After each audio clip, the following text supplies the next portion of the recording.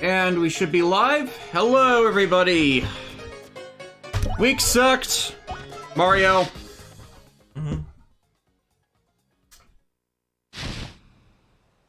Alright, so...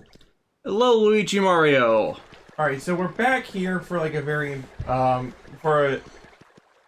okay, so this is hopefully will be the final Paper Mario stream.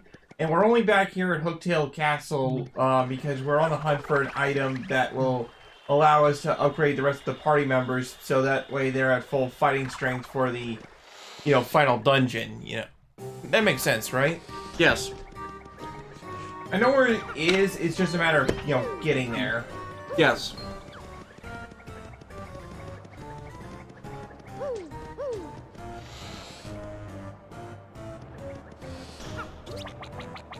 You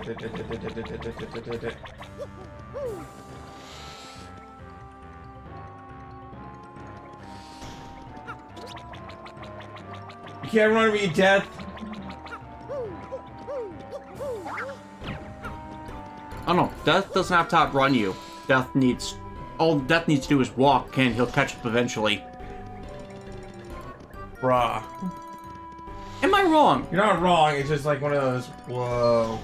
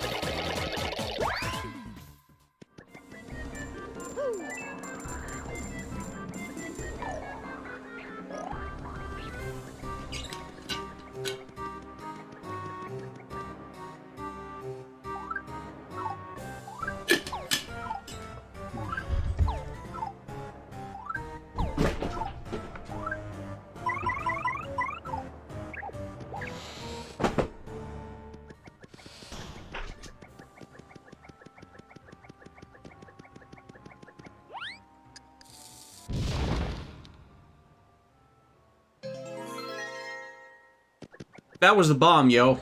Yeah.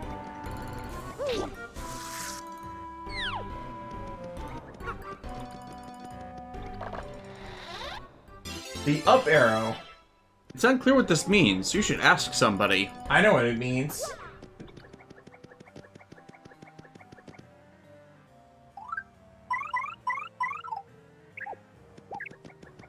Alright. If only, we could, just instantly warp out of here, So does it have a down arrow as well? It's all up from here. We do not recognize downers here. I was just gonna think we're gonna do a Konami code joke. Up, down, left, right, BA, start. Jinx, you owe me a soda.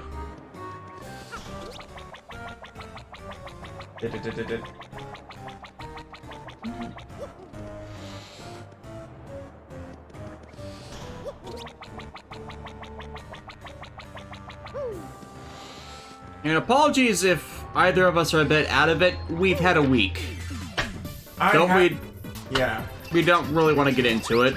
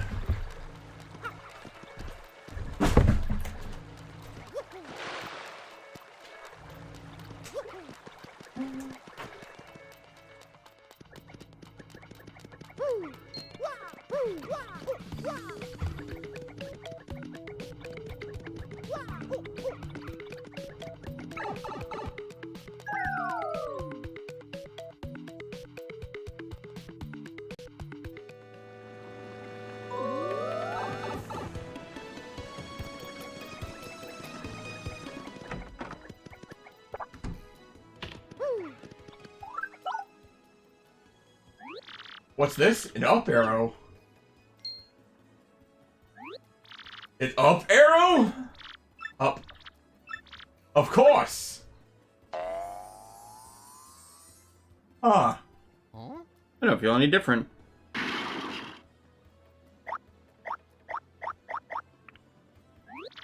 This is the Ultra Stone, so that's what the star sign meant. I picked this up at a flea market years ago and forgot it was in the attic. Really? With this, I can power up your partners even more.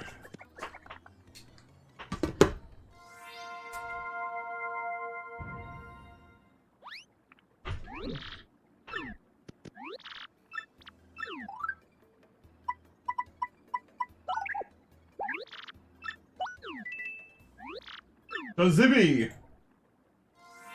Chazubi! Jaboopy.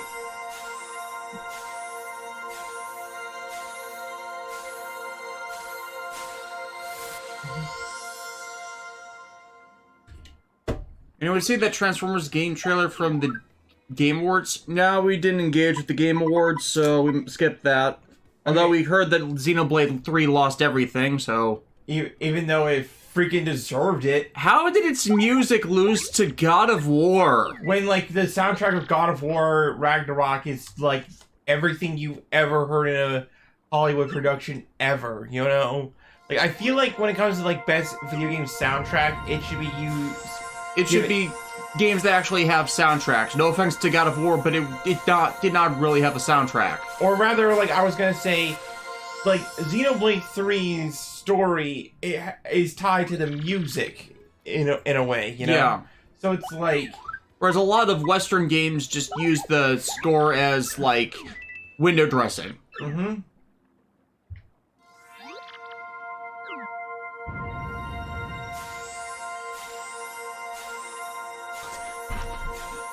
So as a personal project, in case people are wondering what I'm occasionally doing instead of paying attention to the game, I got a actual Elemental Hero card binder, and I got the idea. Why don't I sort every Elemental Hero, Destiny Hero, Masked Hero, Vision Hero, basically every hero card in the game, in release order for storage purposes? And it's like, it's actually taken a lot of research because there is no chronological list of releases for a lot of cards. They do set releases, but if you like look into an archetype, they don't actually list release year. So I have to go set by set, promo by promo, pack by pack, deck by deck release for the proper release order for all of that. And this is basically my relax thing I'm doing right now because I am just too exhausted to work on videos for next year right now, even though I've got like 7 left that needs to be done for next year, 3 of which I intended to not do until I went on vacation. So, in terms of new moves we got for the people I did upgrade, our Yoshi has the new move Stampede, where we summon a horde of Yoshis to attack all ground enemies. Infatuate, where Vivian blows a kiss to all the enemies to confuse them. Yeah. Attack all enemies with a massive blast with Bombast. And Koops has Shell Slam. Yeah. HA5, this is gonna take a while. Yeah, it is. I'm actually into Enemy of Justice right now, and that's the one I just got through, which was the set that released all of Aster Phoenix's original Destiny Hero cards. Surprisingly, there weren't actually that many Destiny Hero cards released originally, either the original 4 or even support. It's actually funny looking through the GX packs on how mixed they were on actually establishing archetypes. It's like only if something got like several releases did you get enough cards to actually support archetypes for play, as opposed to now where you get like 10 cards to an archetype in their release pack. Mech 82, for me, the big trailers for the Game Awards were for Street Fighter 6 and Tekken 8. Funny story, that actually ended up having me to revise a video. Or two. I need to check one of the others, because I did not see a Street Fighter 6 trailer. Oh yeah, they just advertised some new characters and a returning new one. Oh, okay, so I might be confusing Street Fighter 5 and 6, which one was the last one released? Yeah, Street Fighter 5 was the, like, one that's out right now. Street Fighter 6 is the one that's coming out. Yeah. Pure Crystal, I just bought the Figurized Cover Double Fang Joker. Nice, that's a good one. I already built it, so I'm inconsistent in building right now. Considering I'm mostly working on... What happened there? How'd that get flipped over? Other stuff, but I want to build a bunch of model kits when I go on vacation, so I want to kill my backlog. DJ Tuku, so how's the weather in your neck of the woods? It's cold as hell over here. It just snowed last night. And it's like a weird cold rain right now. Yeah, so it's like it's cold enough to have snowed, but not cold enough to maintain the cold. So it's like the cold rain is probably gonna wash away the snow.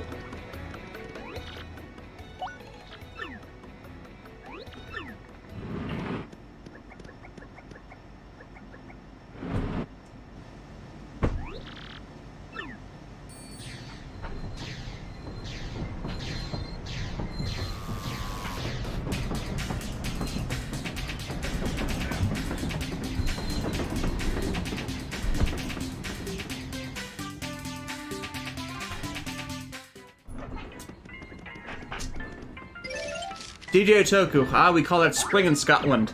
Yeah, that's kind of spring here too in the Midwest. And depending if whether we count Indiana. Because Indiana's got an odd mix. They get the tornado season for the Bible Belt, but they also get like the super cold weather, despite not having the disadvantage of lake effect.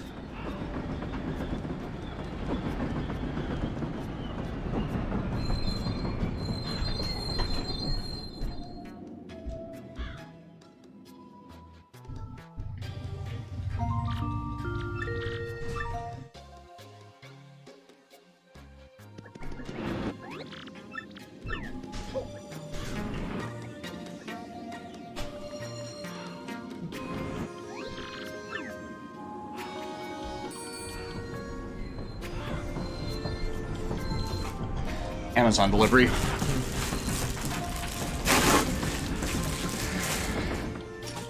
Yeah, about 2 weeks ago, I bought a 3D pen, which I was considering using for my customization projects, but it was back ordered, so now that's the other thing I was planning to do today. Try this out, see how well it can help me with remolding shapes, considering I'm not liking my other options as well.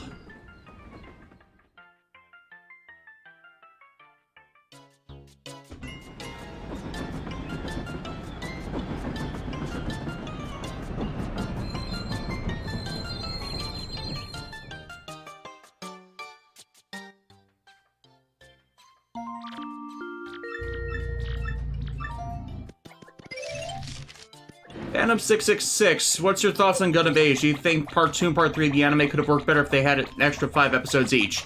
That's basically been my opinion on it, in that it was too worshipy of the worst elements of Universal Century, which undermined its story, and its story was far too compressed. If they had like a 26-episode run for each era and made it like a 3-part series, I think it would have functioned better than it actually did. But there were a lot of narrative problems with that series that aren't associated just with the way they formatted it. Like, there are elements of the characters that aren't great. The problem is, it's been forever since I watched Age that I'm forgetting a lot of my complaints, but I remember that the second part was the most fleshed out and functional of the 3. Like I said, it's been forever. We've discussed Age before. I guess the question is, did it age well?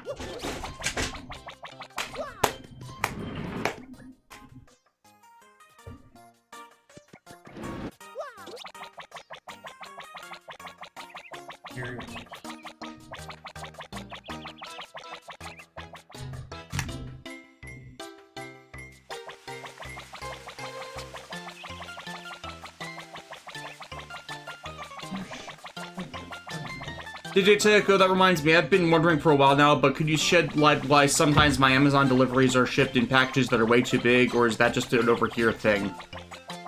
Sometimes it's the associate, sometimes it's the information the item sends to the stations is wrong on size and weight scaling, and that changes what boxes are going to be prompted for the pack associate to use.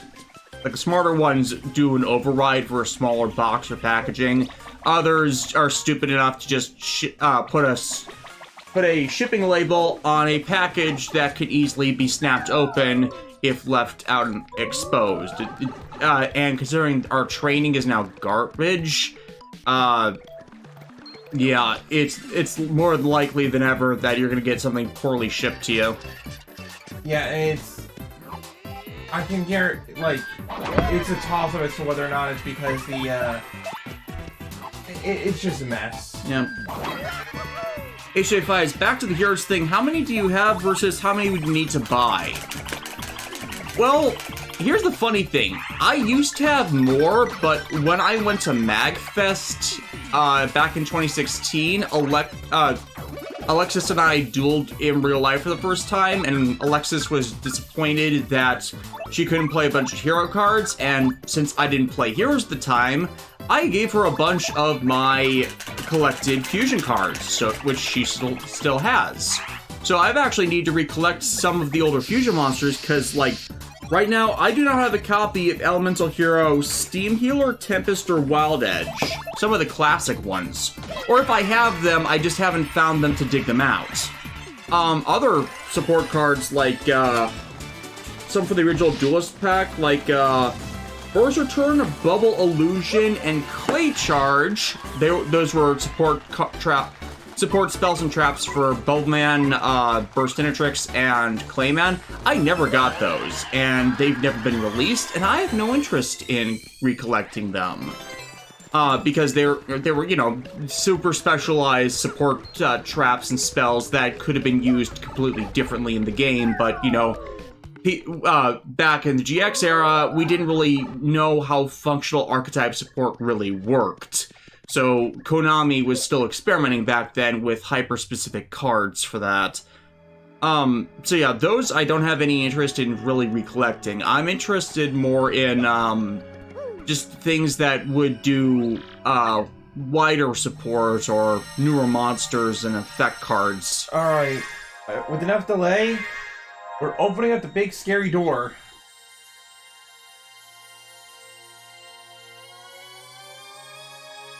Shoot a laser at it.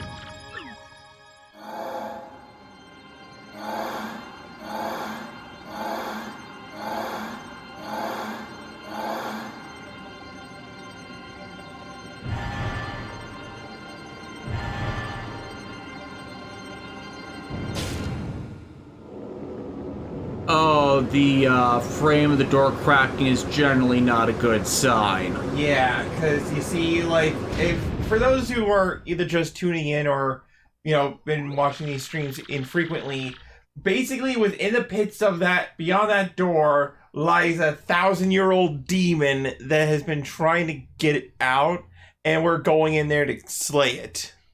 Yeah, the question becomes, for Mario, though, why when we already rescued Princess Peach? Why did I say Prince? Yeah, Princess Peach, we haven't rescued her yet. She's somewhere... Hey, she got off the moon base, so... Well, like, no, she's with the X-Nauts. Yeah, but at least she's off the moon base. Yeah. So, there's only one thing left to do. But if she's with the X-Nauts and they didn't get in the door because they didn't have the stars, then... I'm confused. It's one of those, like, we open the door and they'll follow us in kind of thing. Ah. You know that whole gambit, right? Like, give them what they want and whatnot. Right. DJ Toku, have you ever considered videos going over Yu-Gi-Oh! Archetypes? Other Yu-Gi tubers do that, so I don't really find interest in it. And I forget, but have you covered any of the video games? No, mainly because, like, the only ones I would really do are the, self-insert OC, 5Ds games, and even then I'm basically just playing,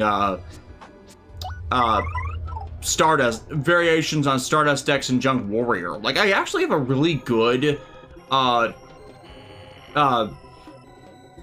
Junk Warrior and, Stardust Dragon Assault mode deck from those games, which runs basically off of supercharging Junk Warrior by having Giant Germ and Nimble Momonga on the field. You know, boost it, have one be destroyed, summon the other two, then call up Junk Synchron with, help of, and use it to summon back the third, and then do something like Full-Bolt Hedgehog to give, Junk Warrior an extra 3,000 attack points.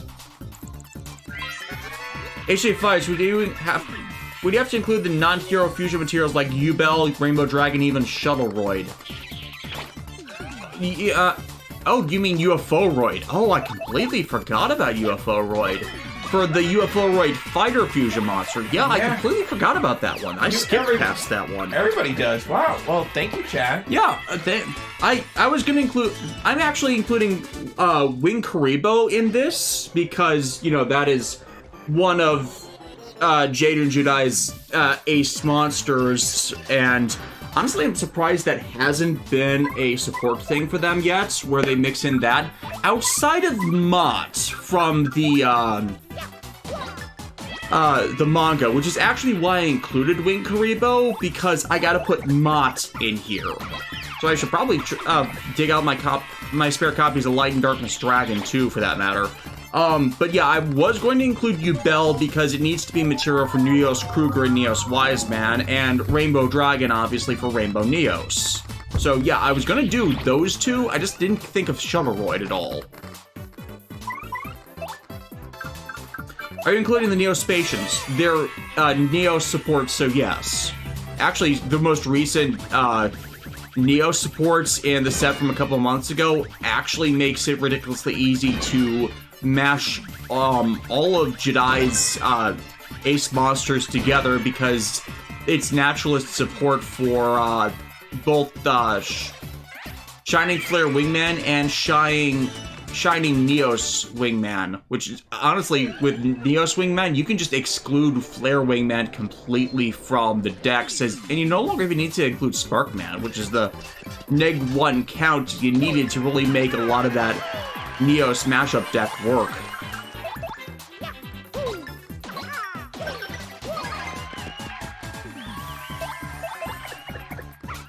Also, yes, I am including the evil heroes.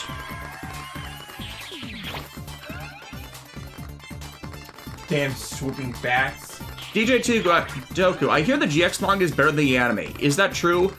I actually never finished reading the manga. It's only been in the last couple of years that I actually found the last releases of it, because like I just didn't have access to it at the time, and we ended up finding a bunch of the copies the manga used when we would go on our media hunts.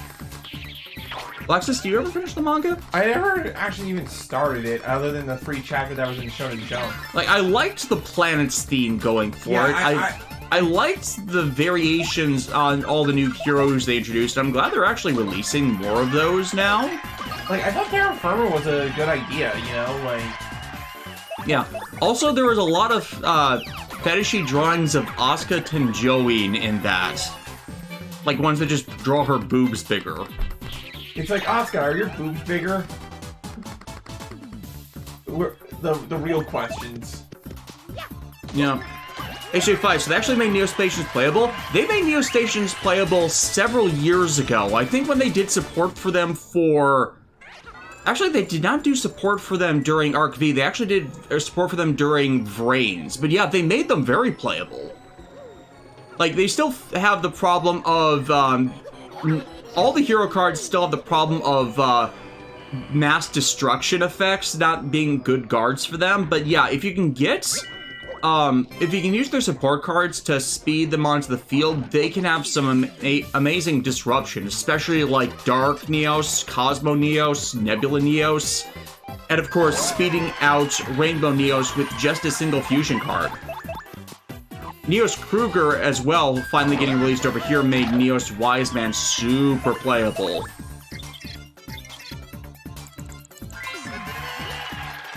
Phantom666, why does Zell get so much hate? I really enjoyed it, so I want to understand. We've actually discussed this on previous streams, that it's a problem of Yuma being designed for newbies, and his character rubbing against, like, everything precedented. Not in, like, the way that Jaden Judai did, in the sense that he's that annoying main character that people have a great difficulty, getting on board with because of his mannerisms, just making him come off as detrimental to the storyline. Coupled with the, like, setting resets, it just was not... And a bunch of not great episodes early on, it just was not very fun. Plus, a lot of people hated certain episodes. We discussed this again before in a previous stream, that people blame Shin Yoshida on, for when he actually didn't do all of that. Like, it's been basically my thing with the later Yu-Gi-Oh stuff, that people blame Shin Yoshida for everything, but I keep pointing out, no, he didn't do the thing, it was actually someone else that wrote stuff on the show. Had Shin Yoshida probably, like, written a bad thing or two? Yes, yeah, he didn't write everything bad that people blame him for. Right, it's like, remember, when it comes to, like, those big, long shonen series or whatever, it's a collaborative effort, you know? Like, it's not just one person that has, like, the final say in something, you know? Mm-hmm. Kyubey Stan, Neo Space Connector, yes.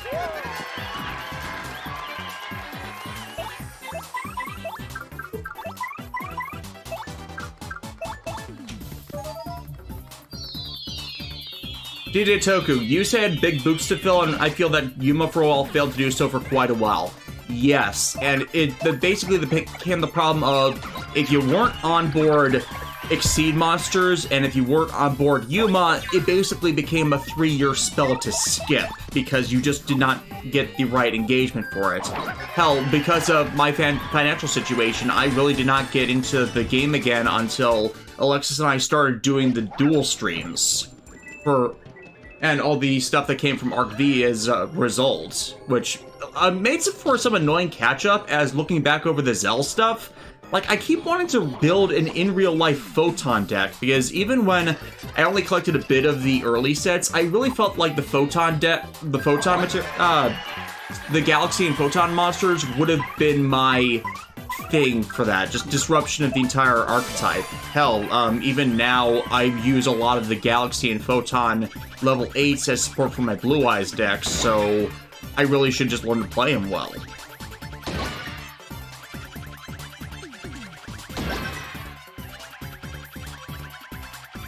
Joey Nikau, the dub also gave him an annoying voice for me.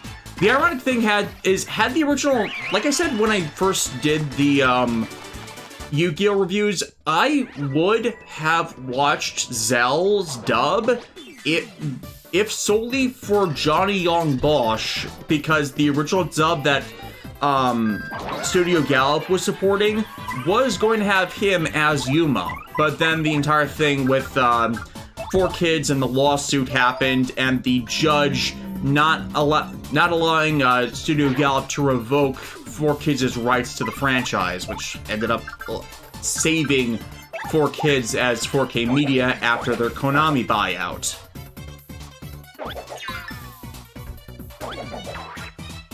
Kane Sword Kaijin, I would like to ask you for your opinion. What was your favorite horror from the Garo series? The one that sticks most in my mind is the movie Garo from like episode 4, 5, or 6 of Makai no Hana. It's basically the one big movie madness film spoof episode over classical horror movies that they reference, and it's like I like movie madness episodes. I like episodes that kind of screw with those tropes, and having a literal horror bring to life horror movies to kill its victims, that is just fun for me. Like, I know that's some other people's favorite episode, but it's just mine. So I know it's a popular event, at least as far as I've been engaged with Garo in the last several years.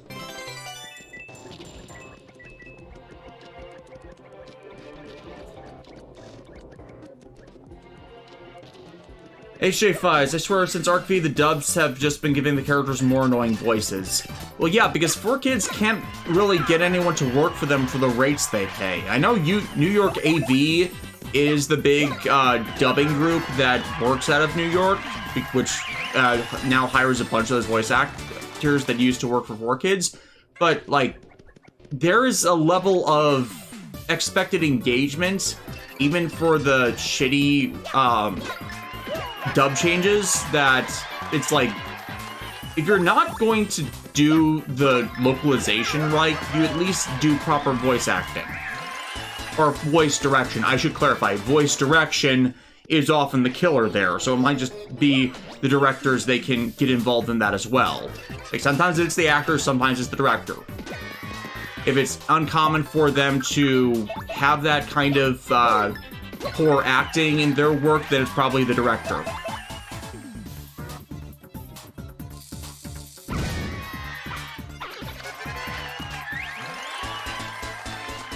There's a question.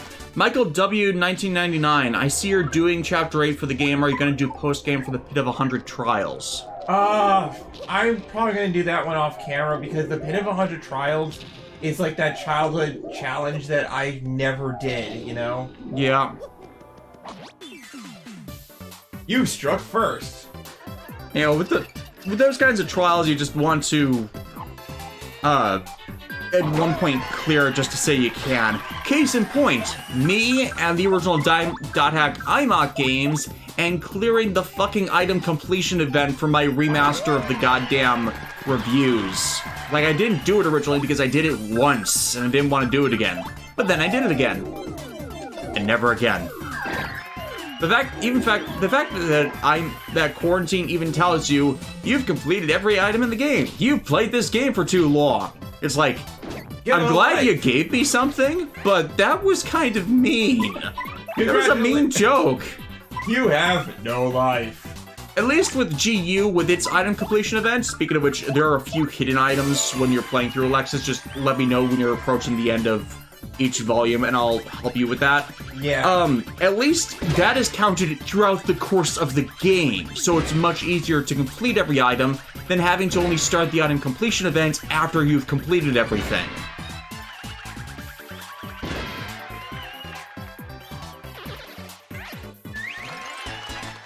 Emerald DC 46257, regarding of archetypes, which ones are the most annoying to deal with in a duel?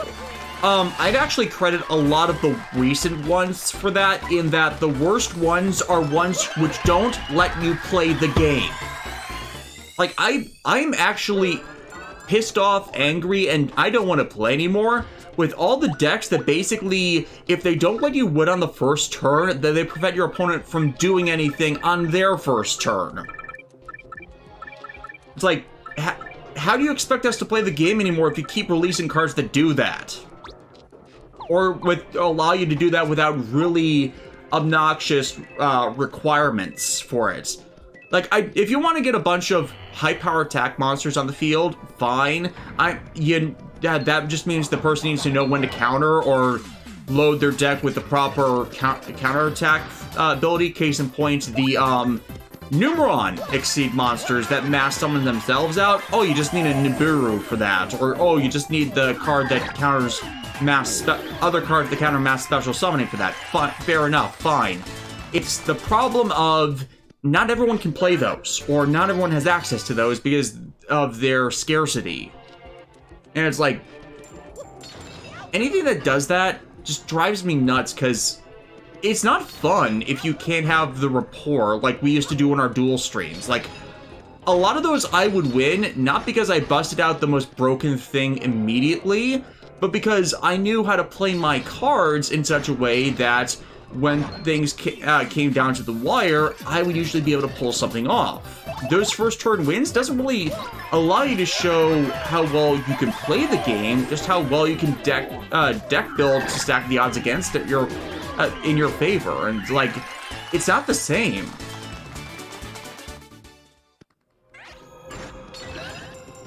Destin Samo, Time Lords, Mech 82, Koff, Tierments, HJ5s, or ones that summon like 50 times a turn and waste time. Yes, exactly. It's like, let me play the game. Like, when... Like, I get that Konami wanted to speed up play for tournaments so it wouldn't take as long, because sometimes people would go over time just by the back and forth, but the back and forth is what's fun about the game. It's like, when me and Davis, like, dueled, like, and I would either... Yeah, like, when I rebuilt my Synchro deck to support shooting Majestic Dragon, and Alexis decided to primarily go with a play style that abused Ultimaya to Zolkin and Clearwing Synchro Dragon to shut down basically not Clearwing, Crystal Wing Synchro Dragon to basically shut down and negate a lot of my plays because I don't play the things that naturally counter that. It's like, that was obnoxious, but I was playing along because Alexis was taking advantage of things the deck could do. It wasn't what it was designed to do. This was a viable backup strategy for it, which was more than viable, but it was in a way I hadn't considered. That is fun to me. Using a deck designed to do one thing to do something else just as well that could cover so much, that's good. That's good playstyle. That's good gameplay. That's the contrast between two players utilizing the same deck. But a lot of current stuff is like, you play it the same way, and where's the fun in that? Like, I'm forgetting the other really obnoxious one, that Drytrons. Drytrons I hated.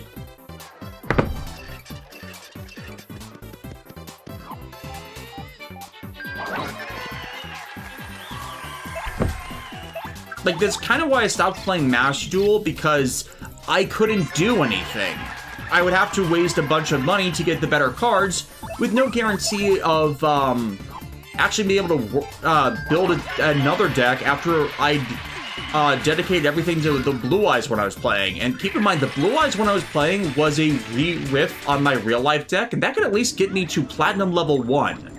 So the fact that I'm a good enough player with a non-meta deck to reach Platinum, but I couldn't do anything more in Platinum because of all the actual meta decks, I feel that reflects on me as a good player. But going against the people who abuse the metagame to just shut everything down, that's not fun. Though apparently there is a revised version of the deck I was playing that actually could get me deeper into Platinum. I just never got a chance to revise it because I couldn't get the cards in the game, where it's basically going all in on Blue Eyes Chaos Max Dragon with just minor support for other general Blue Eyes plays.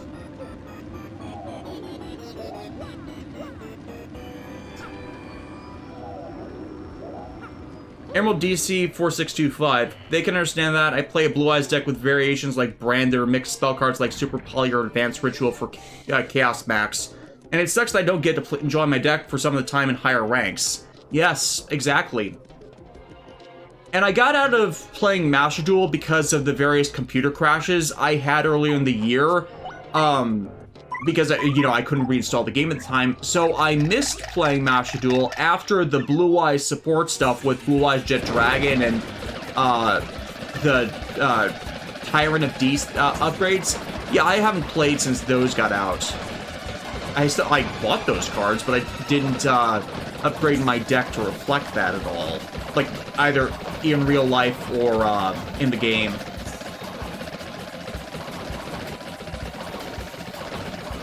Yeah, but if Konami's going to succeed at anything going forward with that, outside of just older fans collecting newer support for things they like to play, it needs to be a reflection of what they did in Arc V in making everything playable.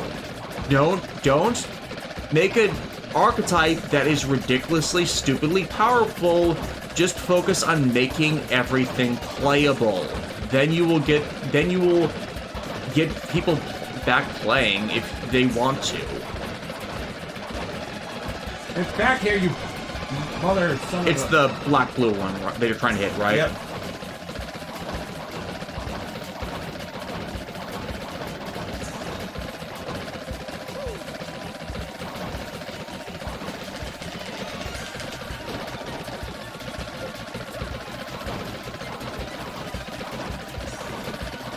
There he is.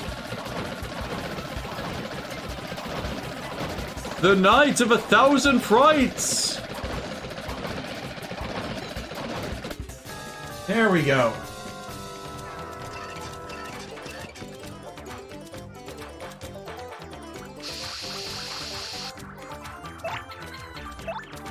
Toku, so are there any video game series you wish would make a comeback? You had like Infamous and Onimusha given the re-engine makeover. I'm kind of hesitant to see Onimusha come back in any meaningful way, mainly because that was Noboru Sugimura and Hideki Kamiya. Kamiya is busy with Platinum Games, and Noboru Sugimura has passed on, so it's like, the people who really made those games work are not around anymore. And when they tried to do an Onimusha game without them, we got Dawn of Dreams, which is the worst in the franchise. Or that mobile game, which I know nothing about. Which apparently had Morrigan in it? Morrigan is everywhere.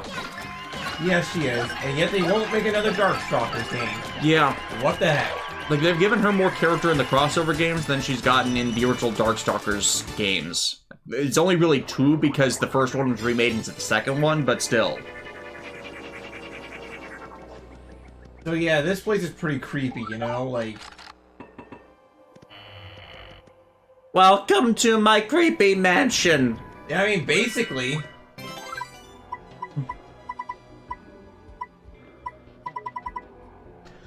And where's Luigi with his ghost vacuum?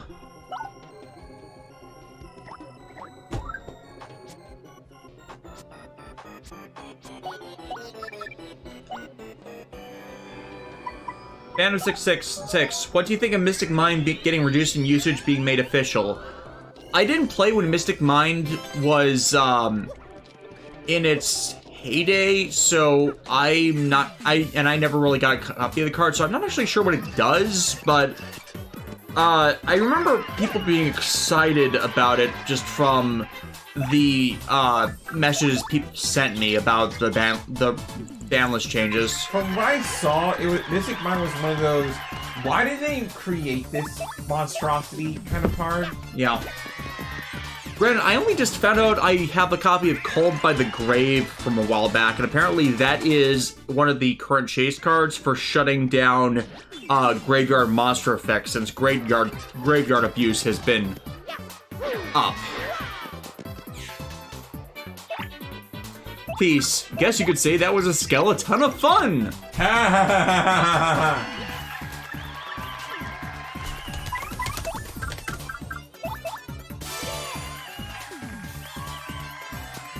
Okay, here we go.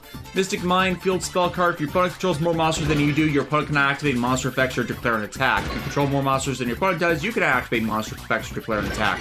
Let's return during the end phase. If both players control the same number of monsters, destroy this card. Yeah, what? Okay, I can see why they created it, but I can also see why it would have been abused to hell.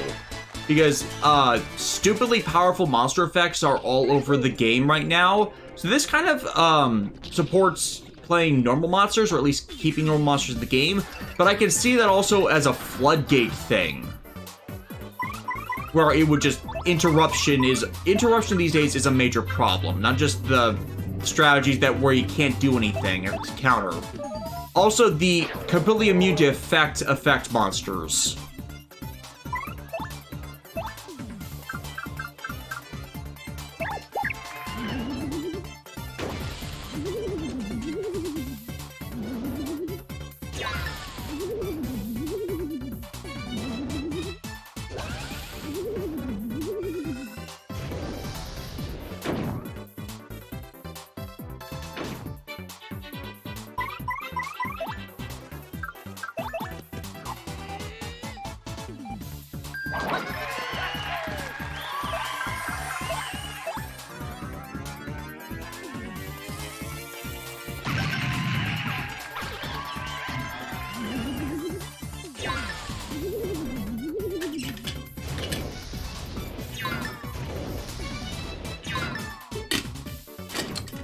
DJ Toku. Never played Darkstalkers. I was a child of Tekken and Mortal Kombat. Oh, you were gonna have fun next year. Assuming you played the new Tekken game. Or other things. Jun Kazuma is back. Yeah. Also, didn't they have a recent anime? I think? I'm not sure. Not sure how well that would have gone, considering Tekken's adaptations have been... Eyebrows! excellent.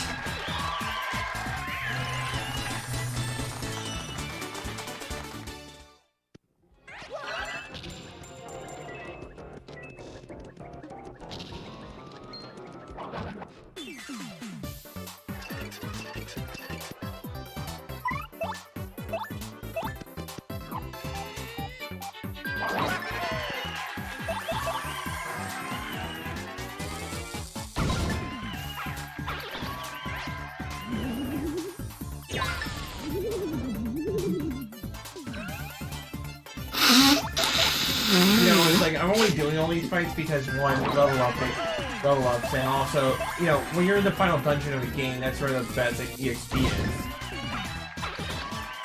is. HA Fives. I want to try Tekken, but my only experience is the Spoonie movie reviews. Yeah. I have cursed and forbidden knowledge on that subject, which I will bring up when it is relevant later. You see this information? It'll help us later. It's dangerous to go alone. Take this! All you did was just hand me a copy of Tekken the anime. No, I didn't. I handed you a toy of a giant robot. Huh. What am I gonna do with this? Exactly. This question, favorite armor from the Garo franchise as a whole, excluding the Garo armor itself. Probably the Zero armor. Like, I'm glad they branched out, but I don't think they got past, Zero.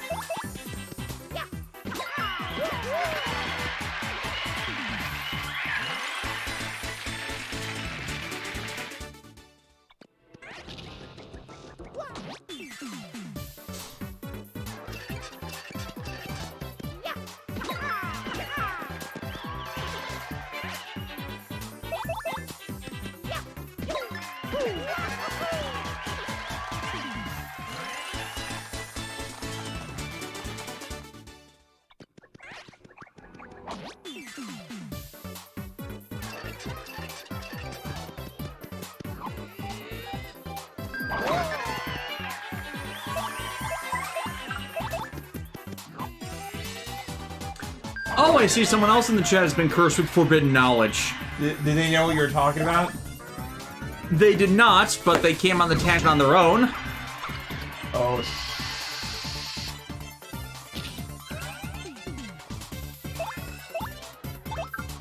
It's funny how that ends up happening. yeah.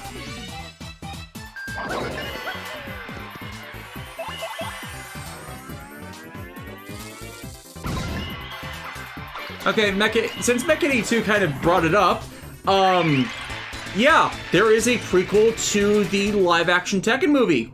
I have watched it. It is terrible. The funny thing about it is it stars the American Ninja Warrior.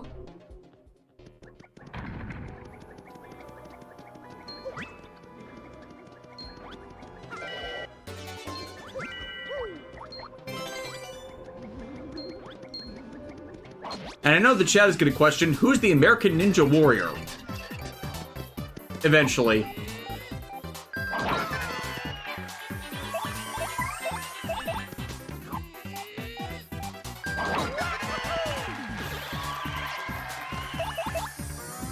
Bomb.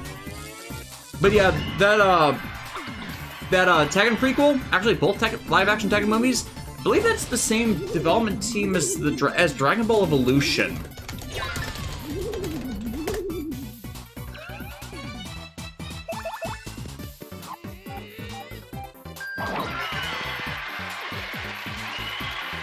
No, it's different production team. I forgot. I was thinking of something else.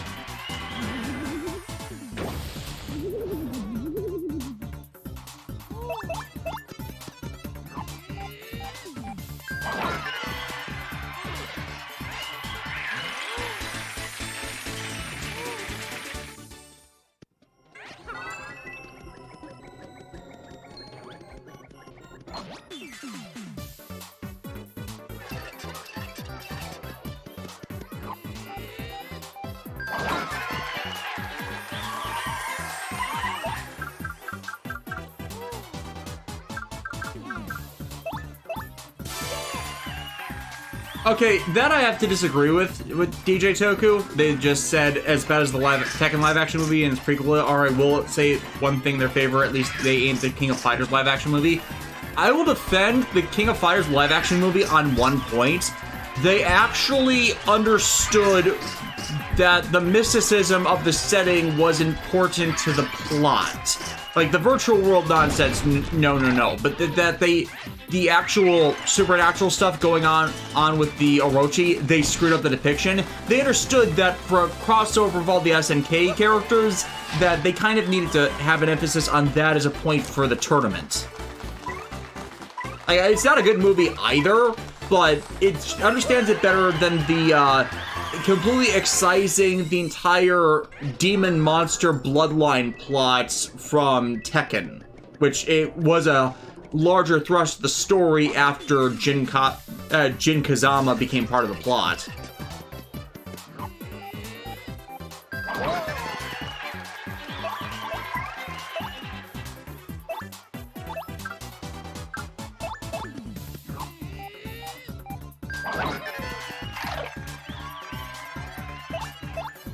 Oh, Mech 82 has seen the prequel too.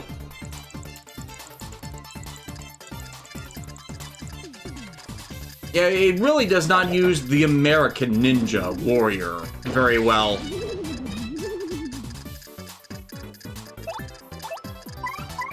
Because, like, literally, it's a case where you could change the names of everything and have it even less reflect the setting.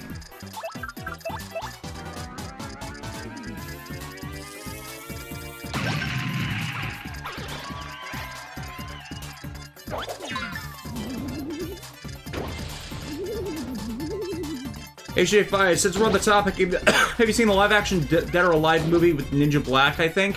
Yes, we have. I've not actually seen the DOA live-action movie because I cannot bring myself to sit through that. I have seen reviews of it, and it was unfortunate that is, once again, where things went for the American Ninja Warrior.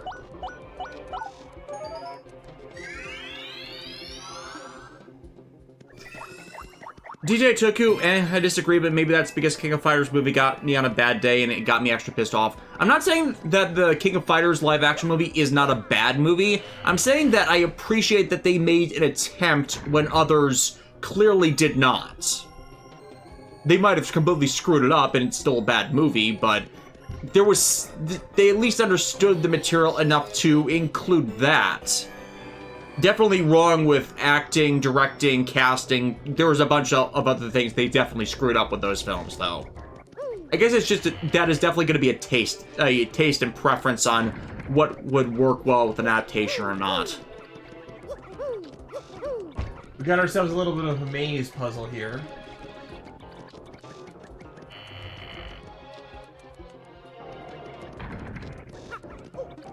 Thank you, too. At least the CGI Tekken movie is cheesy fun. Yeah. It doesn't really relate to anything, but yeah. DJ Toku, can we agree that the first Mortal Kombat film was fun? Yes. Like, at least it was trying to do the whole death tournament, and as bad as the CGI effects are, they made an attempt to actually reflect the intentions of the characters in that overarching plot. it actually tried, which you can't really say to a lot of the other fighting game adaptations. I remember Spoonie saying, you might have heard of the Street Fighter and Mortal Kombat live action movie adaptations, and those were the good ones. And yeah, like, he's not wrong.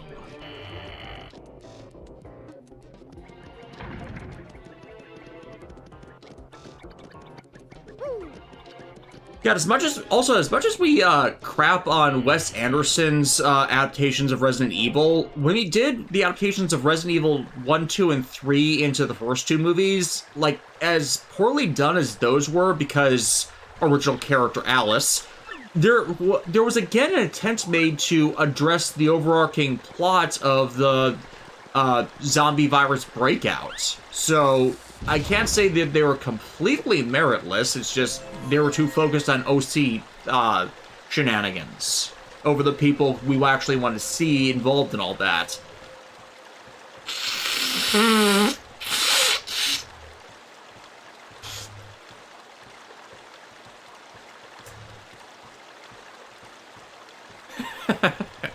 DJ Toku, that is so true. Shang Tsung is amazing in that film. None of the scenery was safe from that man.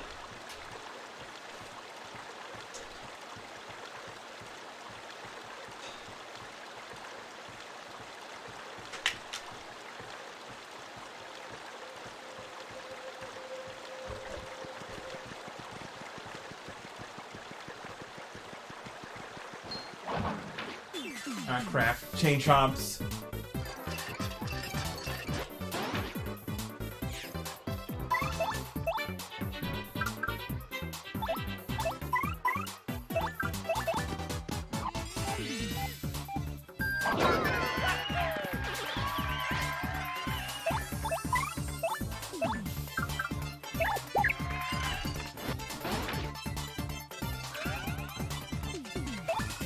Thank you, too. My biggest issue with DOA movie was someone who has played DOA fighting games comes from how wrong they got the characters. I've never played any of the DOA games, so I cannot personally judge that. But yeah, I would figure that'd be something they'd screw up.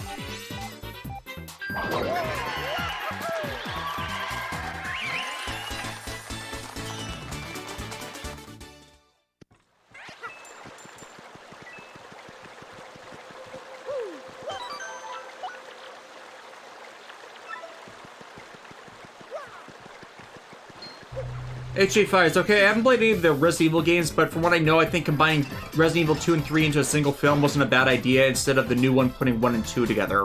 Yeah, because 2 and 3 are basically covering the same period of time and events, but with different characters being focused on.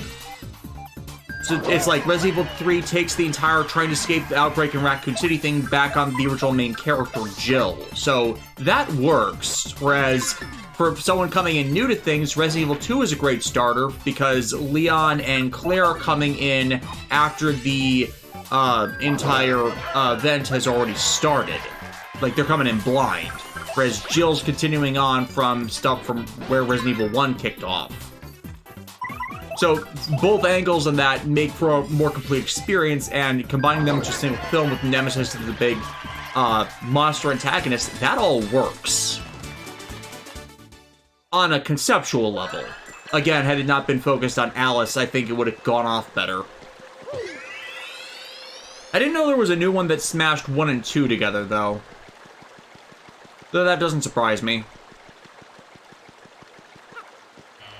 Probably because, you know, you want to get to the zombie invasion.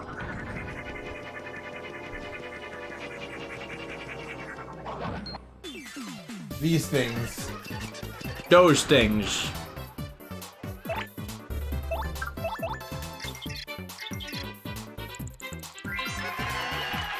Dark Wizard. Dark Wheezing. Wheezing! DJ Toku, what do you think about the Resident Evil series anyway, or are you not a fan due to your version of horror? I am a casual fan. I've discussed this before. My friends in the late 90s loved playing Resident Evils 2 and 3 because that's what were available at the time. And so I mostly engaged through them doing them. And so I am definitely one of those early casual fans of it. It's like, again, I find nothing overtly wrong with it, and again, I liked the second movie, but that's basically my limit for it. I didn't really engage with 4. I heard about 4. I know a lot of people really like 4, but it has a bunch of a list of things in games that I really just dislike personally, especially stuff like escort missions. And I know the game is one long escort mission and makes it work, but that's not my thing. So the franchise going downhill with 5 and 6, and then having to redo itself with 7 and 8 alongside the remaster stuff, it's like, you're looping yourself, but you're okay, because I'm not the most invested with it.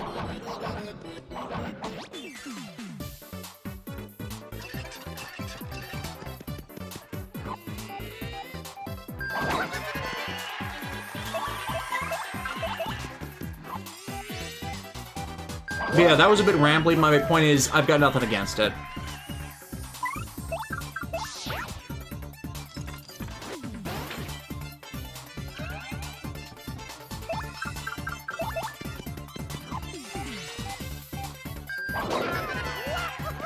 H85's, yeah, the most recent movie was Resident Evil Welcome to Raccoon City. Still got mostly panned. I'm not surprised. We're kind of in a glut of people being exhausted with zombie horror.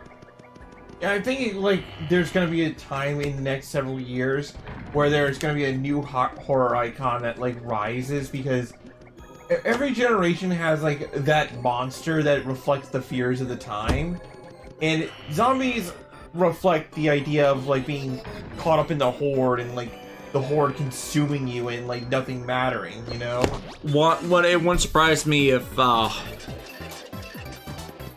the next stupidly big horror movie is built out of The Purge, because it's felt like we've been living in that timeline for a while. Yeah.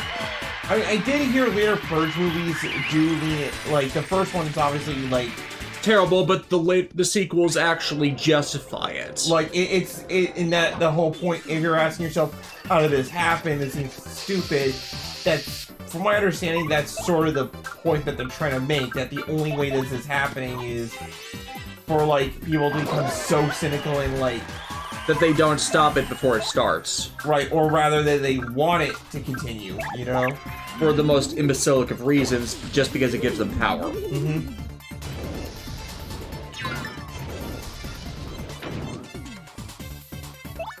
It's like the common people don't actually want it, it's just something they have to deal with. Case in point, all those people that super barricade their homes in preparation.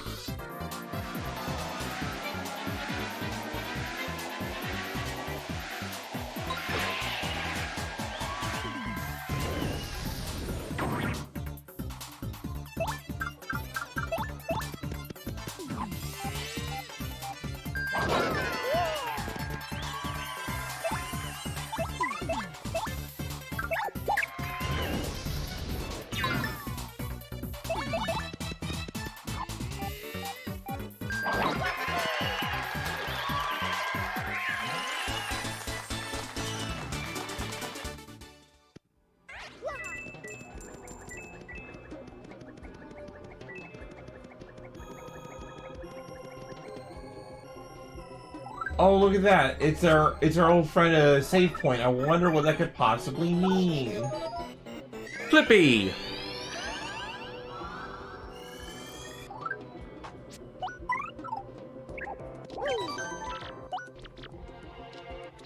Yeah, this stream, oh, we're in the final dungeon, so you know what that means, right? Yeah. Boss fight! Yeah. HA5 is, oh, I just remembered that I read the other day that W reportedly canceled a new Keaton Batman film that might have been a Batman Beyond movie. So, yeah. James Gunn, what the fuck are you doing? No, that's not James Gunn. Oh. The cancellation occurred before James Gunn started taking over. Okay, that's my mistake, I take that back.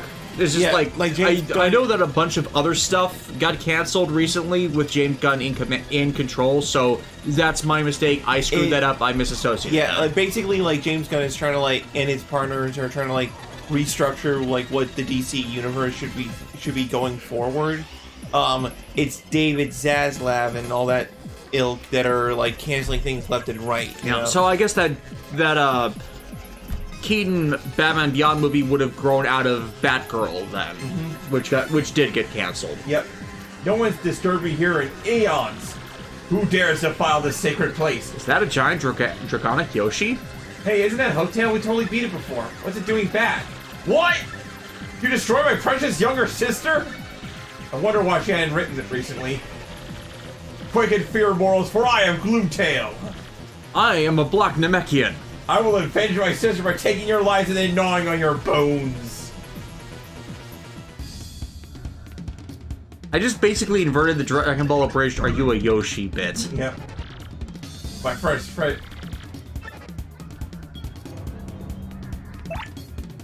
So, how much health does this nice lady dragon have? That's Gloomtail, I think. Mistranslation. Yeah. Max HP is 80, attack is 8. That's a weak defense for a dragon. Then again, it's basically just a Yoshi. Are you a Yoshi? Yes, Goku, I'm a Greek-ing dinosaur. Can I ride you? No. Oh.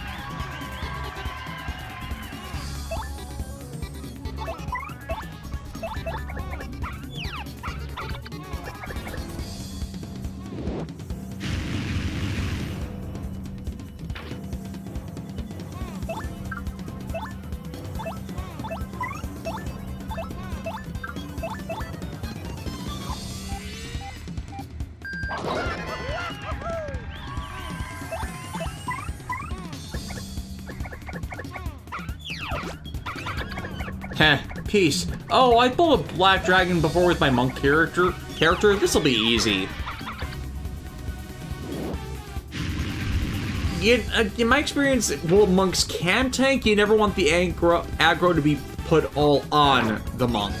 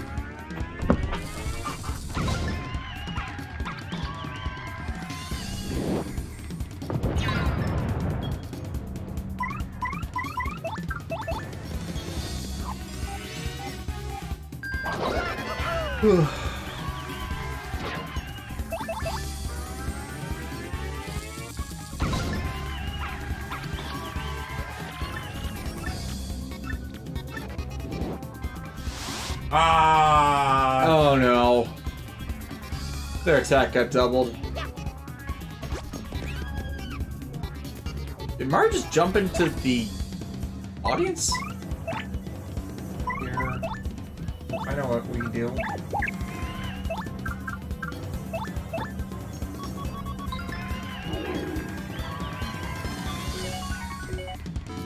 Oh, awesome! Bingo! Full heal. Mega Breath!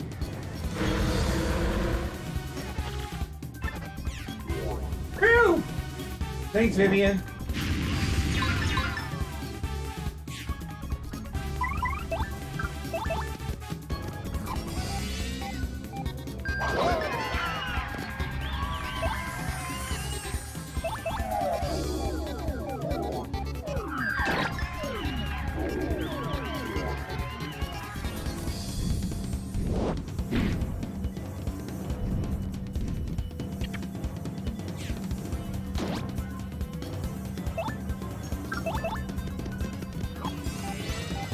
I'm just whacking at this thing's foot. Jax Demon, I'm sure if this was brought up earlier, but the fact that sequel was just announced last night. Has anyone here played Hades? I have not. Oh, Hades? Oh yeah, that I'm excited for Hades too. Yeah, I think that's one of the games I got to when I was doing the pandemic overtime. Yeah, like it's a dungeon crawler roguelike game where like every time you like, it's a very difficult game, but you know, getting back into the action is like really easy to do. And every time you die, you felt like you made a little bit of progress somewhere. You know what I mean? Whether it be like you got further into the into Hades, out of Hades, or you learn how to use a weapon better, you know, that kind of thing. And now you die, and we all go up in rank. We just slew a dragon.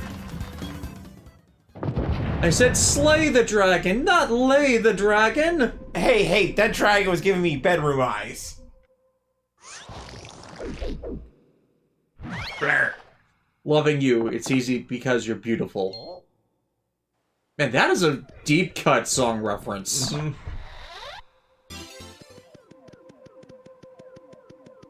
Whew, now we can actually make our way back. Yeah, the most I saw of Hades since pandemic was artist I follow making fan art of it. Yeah, it's a really well constructed game. Like, I know like high difficulty games aren't for everybody, but Hades is that exception where it's like high difficulty, but it's high difficulty because of the mechanics you need to learn to be good at it, right? Mm-hmm. And also you're trying to escape hell or Hades, you know what I mean? Yeah, like, so it's supposed to be difficult. And what's even better is it's been out for a while, so I can spoil this, but say you get out of Hades, right, and you defeat your father, Hades himself, you meet your mom, right? But because, you know, you're a denizen of the underworld, you can only speak to her for like a few minutes before Zagreus like passes out and returns back to hell. Yeah. Right? So you were essentially having it encourages you to replay the game multiple times for you to like see everything, and if you do so, you actually get like tangible benefits. Yeah. Like you actually help get the family back together. Yeah. You know? HJ5 is weird. I thought dragons only like donkeys. I still need to build Cow Donkey. That's on my list. Emerald DC 46257. How's Gundam the Witch from Mercury been so far? We've really been enjoying it. It's more a political rephrase. It's a more overtly political plot than an active war story, but it's different from other Gundam series. So I'm of the opinion that that's a good thing. Yeah, it's basically. Obviously, since it's Ichiro Okuchi writing it, it reminds me of Code Geass, but it reminds me of Code Geass without the mysticism. If they had tried to focus more on the interpersonal politics of everything going on to, say, build Lelouch his team of people rebelling against the people in command of everything, then that's basically how G-Witch has been going for it all. And in the most recent episode, like, man, that was a good episode. Like, yeah. Like, it was an episode where the main character actually has a team backing them up, and for the first time out in the battlefield, and with assistance of her fiance Mio's strategy, they end up winning. And actually, that strategy was foreshadowed earlier in the episode, but it wasn't lampshaded and directed out. So it's giving away how it's supposed to go, only for it to go wrong, because that's how dramatic irony works. Oh, no. They lampshade what's going on with the plan without saying it, so that the plan can actually succeed, even when you think it's all going wrong. It's that, and it just showcases that, like, everybody on House Earth were, like, on all cylinders and, like, legitimately, winning despite their disadvantage. Right. And because what they were facing in the episode was an anti-Gundam unit, specifically designed to suppress the abilities that makes Gundams be Gundams in this setting, and yet because of their strategy and a new ability by the main Gundam, the Ariel, they were able to win. So yeah, the problem is, like, there's not a lot of fighting going on, and they seem to be going off of a 2-episode arc format for the most part, so it definitely feels a bit slower than some of the other more recent Gundam series, but that doesn't make it bad, because there's a lot going on. I'd say the biggest hang-up for me is, which I mentioned on Twitter, is Ichiro Okuuchi is not the greatest at writing romances. Like, he includes romantic elements, but they're always more tied to narrative than, you know, them being character moments that build the showcase of affections. Although, like, in the most recent episode, Suletta said, I believe in my bride, which, you know, that's nice. It's like, there are moments where it's there, but the problem is that they're more focused on getting story elements in, it doesn't feel like it's a natural build to the romance. It's like these are narrative checkpoints they need to check off instead of, you know, these are two people who are trying to be together. Although, partly because of how they've been forced together with the romance elements tacked onto it, but with the focus being more narrative over character, it's not the same thing. Although I found it adorable that after Suletta won, she steps out of her Gundam and does the little dance from the commercial that they made just to advertise the Ariel. And nobody told her to do that. She just did that on her own. Yeah, that's the taunt. That's basically her taunt now. Yeah, and what's adorable is that she's not being mean or anything. It's like, Yeah, Suletta is a cinnamon roll. Yes, she is. It's genuinely hard to hate her in any way, shape, or form. And the fact that there are people that do dislike her, I'm like, what are you talking about? It's like anything she's done has been... anything you're criticizing her for has been done by other Gundam protagonists before, or you're complaining about her in the same way where it's a illegitimate argument or a false dichotomy you have with her. Because she's nervous because she was isolated and alone out on Mercury with no other kids to interact with, so she's socially awkward. She's not the first Gundam protagonist to be like that. You were okay with Mikazuki being like that because he was kill crazy. I don't want to say sociopath because that's mean, but he basically did what Orga told him to. And the other thing is, like, she is when it comes to characters like Suletta, she is responding to the environments around her and reacting accordingly and stuff. And it's like, we have a Gundam protagonist where she doesn't necessarily want the plot to happen to her, but it's happening to her anyway. Yeah, you know? So people were basically complaining about her like they complained about Kira, even though they both respond to their setting instead of shutting down. So they actually give a character response. The problem, again, is what I'm saying is like, about it is most of what happens has more emphasis placed on its narrative importance than its importance to the characters. Which I feel is my hang-up with Okuuchi's writing style, where that keeps happening. I really think that the reason why he set up the fiancé romance thing in the first place was just because he got so pissed at people not understanding what romance was intended for his stories, so people kept slotting it into the characters where it wasn't intended to be.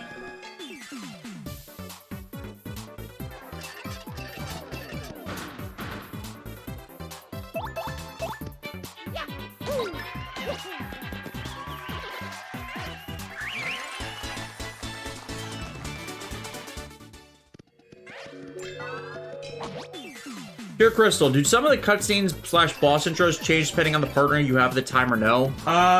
Yes, they're, like, depending on who you bring into your battle, sometimes, your partner will comment slightly differently. It's not much, but it, shows that there's a little bit of detail. Dear Crystal, how do you about the figurized line of model kits?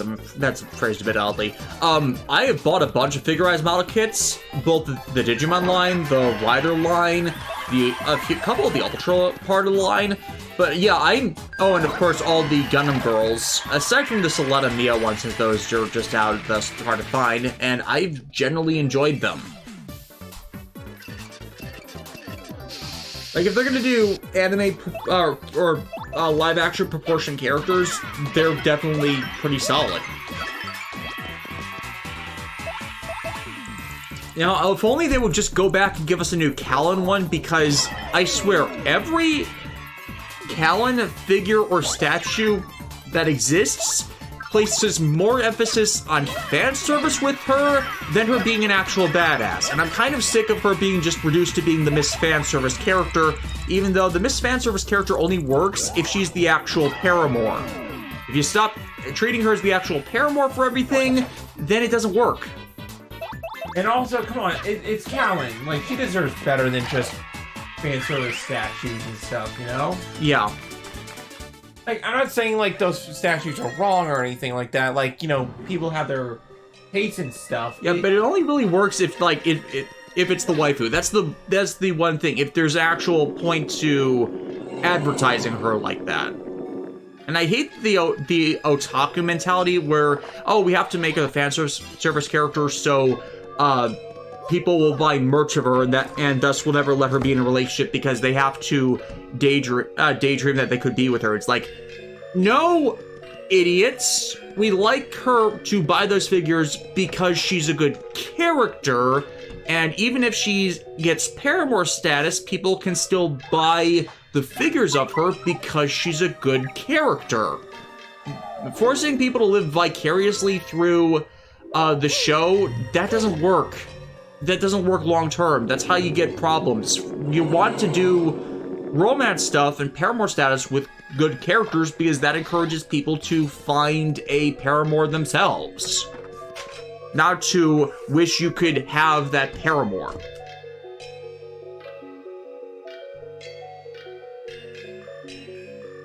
Pure Crystal, who's the actual paramour of Code Geass? It was intended to be Callan.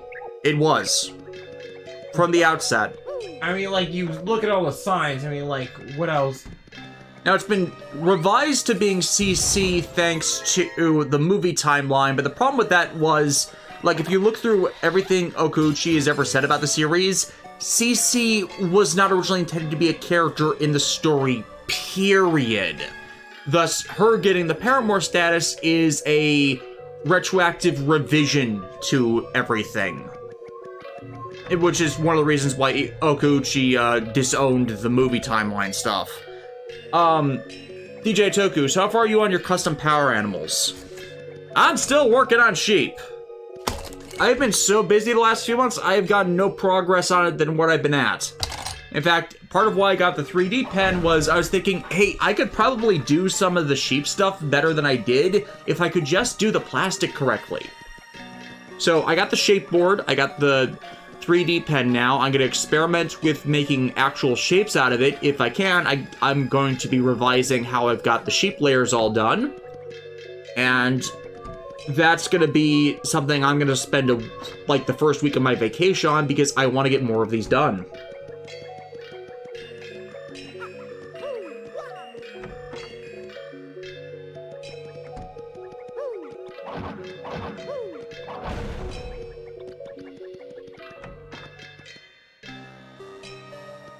Dear Crystal, what about Shirley? Shirley was always going to be the one who could have been with relation to everything because she could not functionally live in Lelouch's world.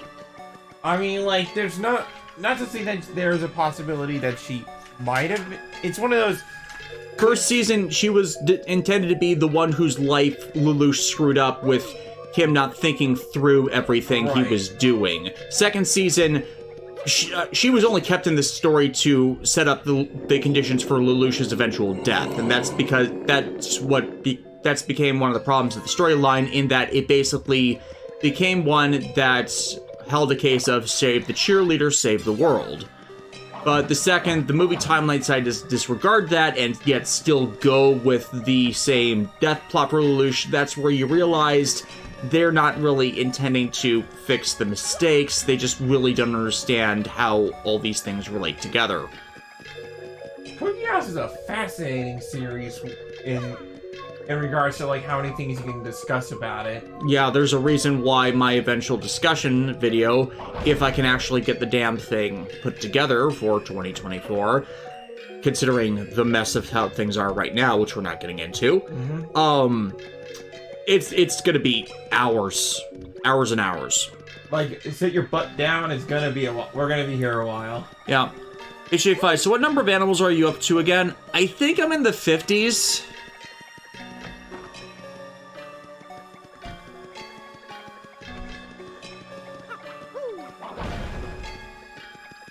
Because, like, one of the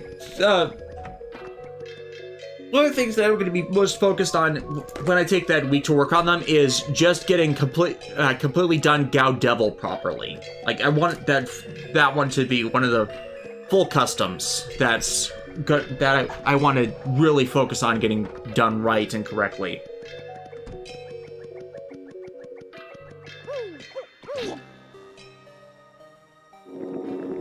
Dear Crystal, have you ever read a fanfiction where it actually fixes the problems the show's movies made? Depends on the series, but sometimes, yes. Problem with, if we're still stuck on the Code Geass topic, is most of the fandom died and went away after the movie, so there's barely been activity the last several years on the people who understand how to work the fix stuff. Although, like, I will say that I think Sunrise has been trying to chase that Code Geass high for quite some time. Like, they've been trying to chase it ever since the series ended, and they had some good lore expansion stuff, but the problem is everything that was good that was added to the franchise got nixed by the movie, so they're trying to chase it in a way that either compounds the error of contradicting what was done before, or just going so completely off the rails that it's hard to enjoy it the same way. Like the recent Clone Children plots that got done in the mobile game.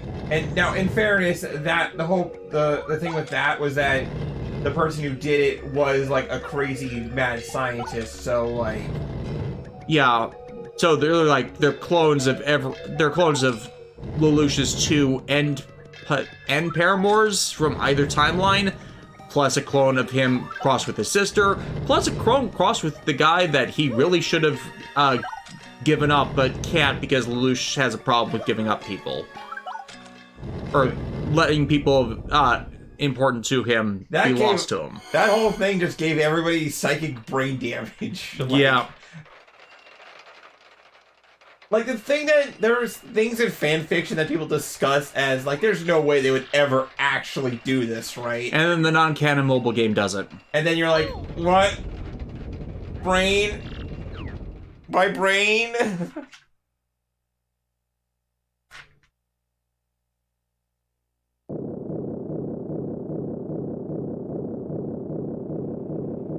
DJ Toku, oh good, I'll make a note to bring food and drink for when that review comes out. It sounds like a fun time.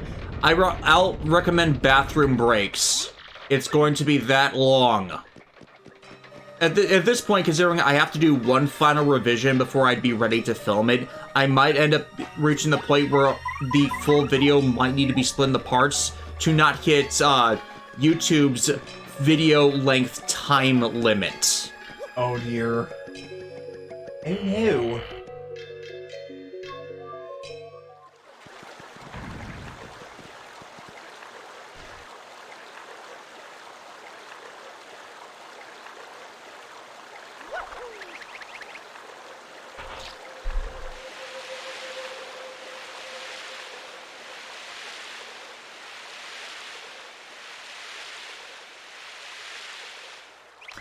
Oh, and if anyone's wondering where John is today, driving test. Driving test! Yeah, he's been working hard with, a work friend named Kyler, who, offered to help teach him to drive because I did not have the patience for it after he almost crashed my car twice.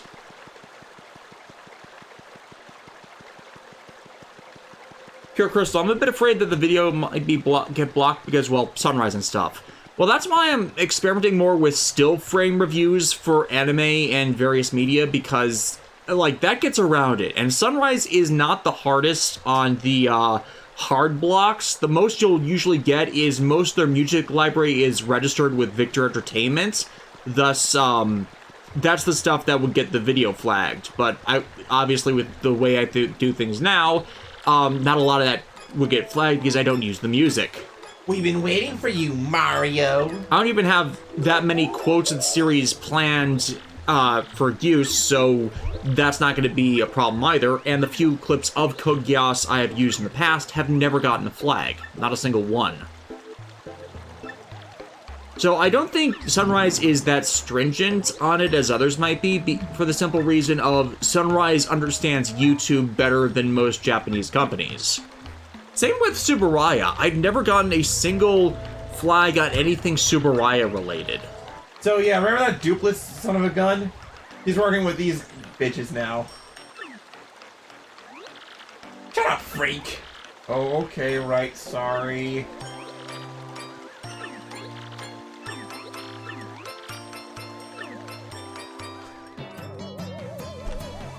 Three on two.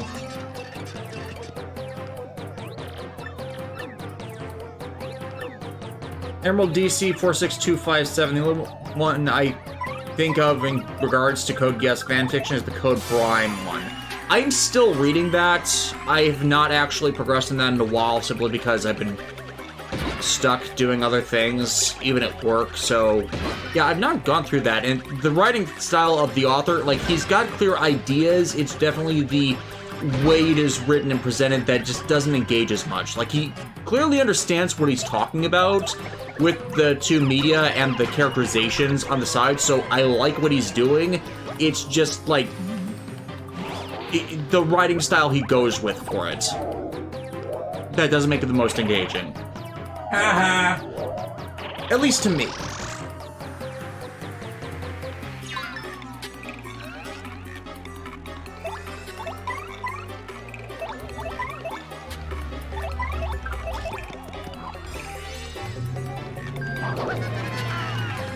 Pure Crystal, do you need an action base for something like the figurized model kits? They usually come with them if they require them. Like, most of the anime and live action character ones come with them simply because the feet are a bit small.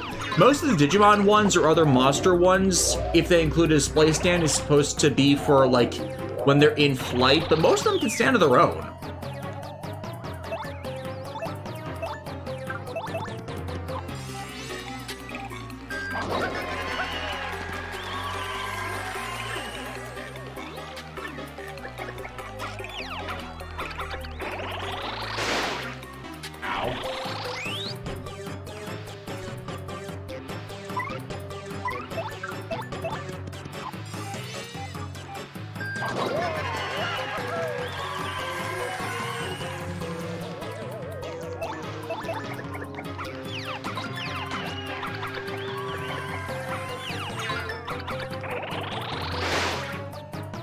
Alas, the power of cloning the palm of your hand.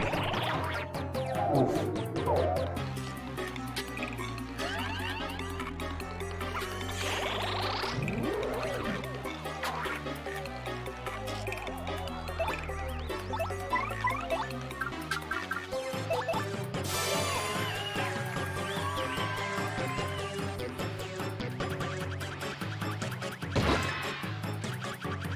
We're just gonna draw a little nice little circle right here, and spin around some witches, and we're gonna paint a little cloud, and it's gonna be really happy and stuff. And a nice little hidden tree.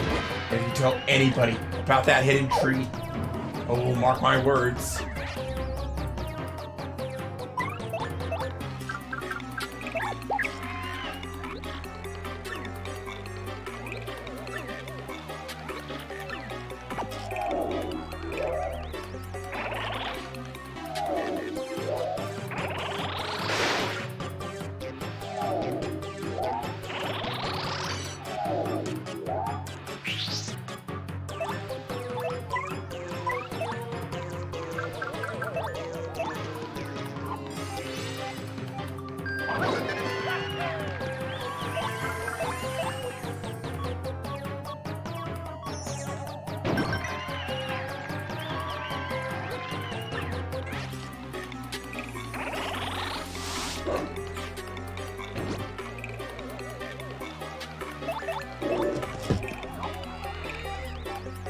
I ain't afraid of no ghosts.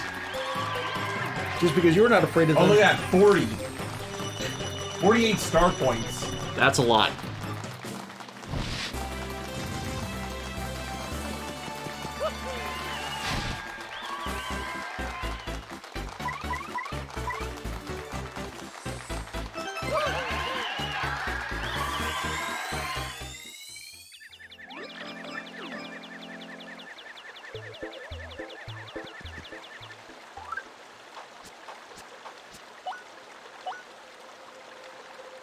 DJ Tugu, are there any arcs from Code Geass R1 you don't like? For me, the stuff with Mao bores the hell out of me. Yeah, Mao is the big problem arc of Code Geass R1, simply because every lesson learned from it ends up ignored.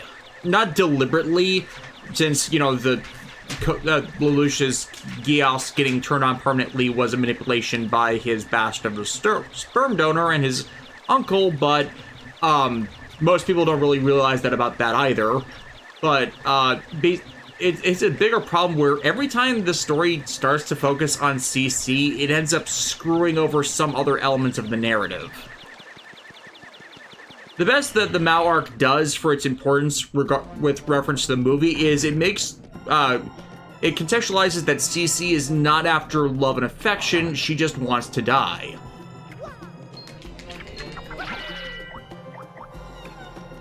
Because if she wanted love as her big end goal, like, she had Mao. Mao was obsessively in love with her, so not quite what she might have wanted, but it was still him freely giving her love. So that didn't work.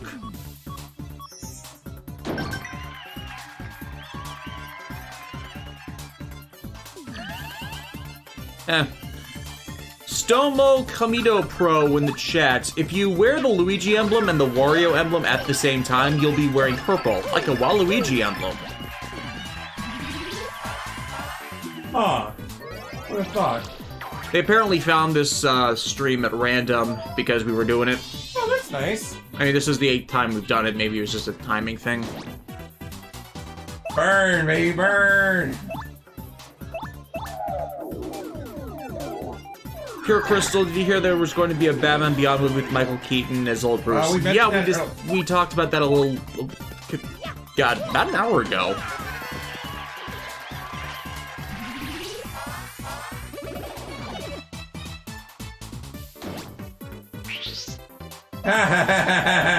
Actually, what is the point of wearing the Luigi badge right now? Oh, no point. I just took it off because I wanted to. It just makes your clothes green. That's it. And I just thought it was funny. Yeah. Yeah, you've taken it off now. It's just like... It's strange where purely cosmetic stuff, this was the era before they had a purely cosmetic slot.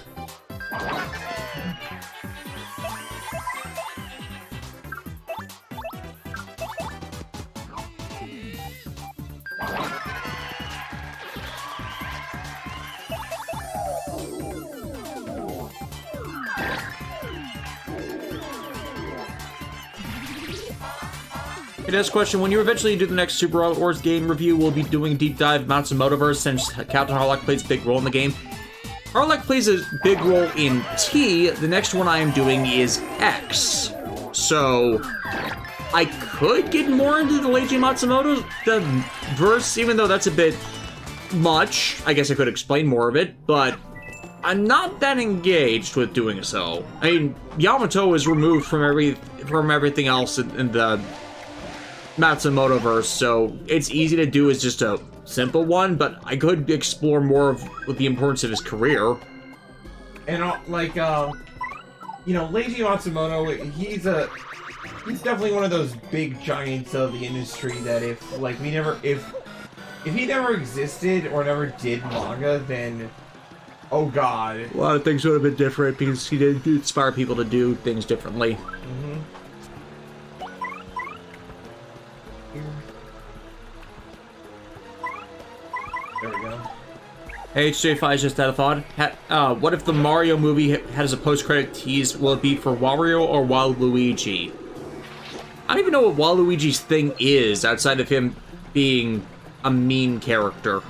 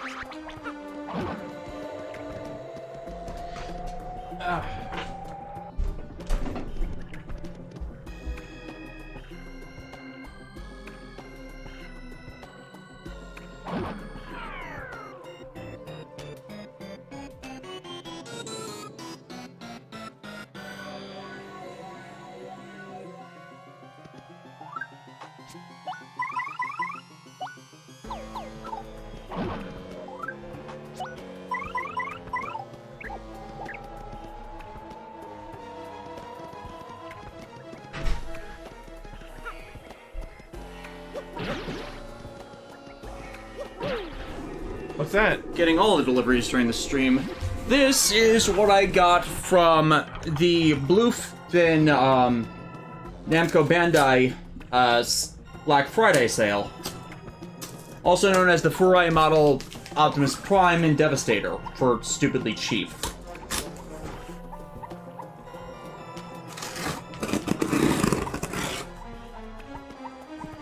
I really wish Namco Bandai hadn't taken Bluefin back over. It's been a problem ever since. This up. Because seriously, Bluefin are the competent ones, Namco Bandai, not so much. Namco Bandai of America, I should clarify.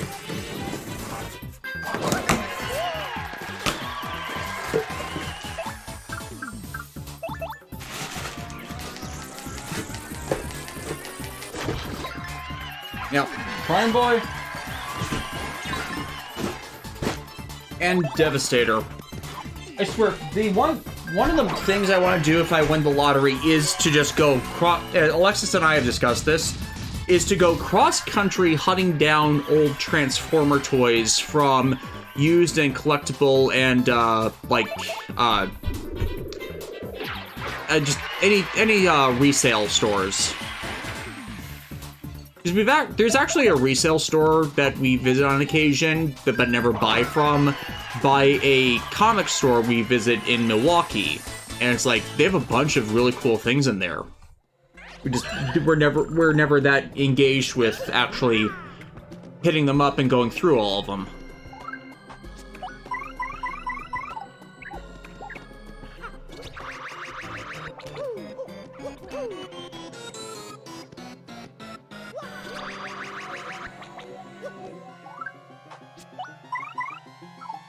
Join account. Waluigi was a character created to give Wario a partner in the first Mario Tennis game.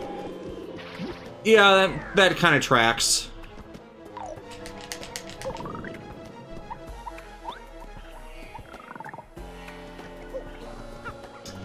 Pure Crystal asking, what was your first Transformers series? Mine was Cybertron. Mine was Transformers Generation 2 and later the full original G1 run, well, when they were aired on, or rather re-aired on TV. Then after that, it was Beast Wars because, of course, I was born in 1989. Thus, you know, I was alive for all of that. One of my first big Christmas memories was 1994, and my dad for that year got me a bunch of Transformers figures because everything Power Rangers related was out of stock that year. Well, okay, I tell a lie on that. He didn't get me the Power Ranger stuff, but my mom did. She got me the Thunder Megazord stuff that year. You know, Power Rangers Season 2. I don't remember what I got for gifts in 1993 that made me skip out on the original Megazord. I think it was something different Transformers related. I think that might have been the original Optimus Prime, to think about, if I think about that correctly. But yeah, I got a bunch of G2 Transformers, and they were like, one of those sets that was in, for all that, was a complete set of the Superion Combiner aerial bots in their G2 colors, so I've had a soft spot for those ever since. And also all of the military vehicles to build Bruticus, except for Octane. You know, the central piece for all that. So throughout my entire childhood, I never got Octane, and if I wanted to combine the Combaticons on anything, I would just have to put them on Superion. Like, to mix them in for Scramble City. And I've had a fascination with Scramble City-styled combiners ever since. Hey, how'd the test go? I failed. 33 points. Out of a needed... No, well, it's supposed to be lower. Oh. Like, if you get, like, 11 is apparently a passing, I guess. Okay, so they probably flagged you by things you missed, then. Things I missed. Yeah. But I know what I failed and what to do next time. To improve on, that's good. Yep, and we got it. I got a copy left in Kyler's car, so we can, next time we practice, we can look at that. Yeah. I'm guessing parallel parking might have been something missing. Oh no, parallel parking wasn't well, there was the Y turn. Right. I kept forgetting when going in reverse to go backwards. Also, the beginning, I accidentally turned right into when it was supposed to turn left in the parking lot. Ah. Yeah. In my defense, the guy said, "Let's go for a ride," and I misheard it as right. Ah, yeah, okay. In my defense, but... I don't think I have ever done a Y-turn. Granted, I got my license in Illinois, and there are different expectations all across that. I did have to do parallel parking for mine, and considering the different builds of different areas, it makes sense that some areas would have more difficult tasks. Probably why your mom wanted you to get your license out here in the first place. Yeah. Oh well. Yeah. I know what to do next time. Yeah.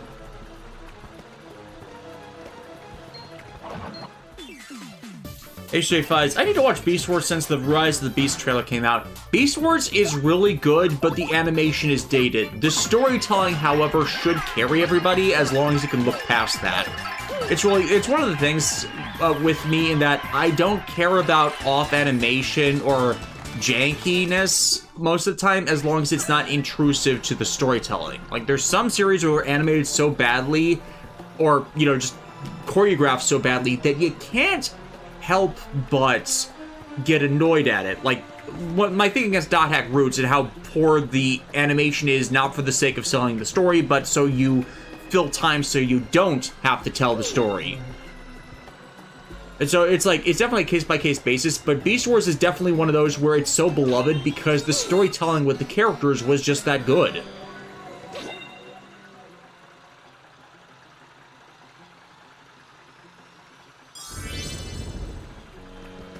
HJ Fuzz, I think with how well the new Stunticon releases are received that they might do more teams like the Combaticons in the future.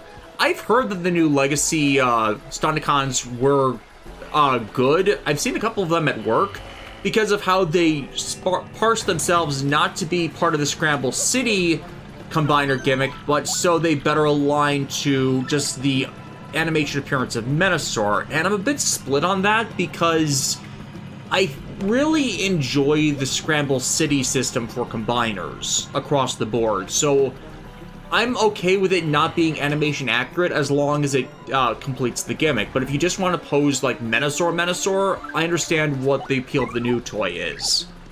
Toys are. Granted, I've never gotten a single piece that combines it in Menasor, so I'm a bit biased on that. Because Menasor feels a bit like the forgettable one of the original series combiners.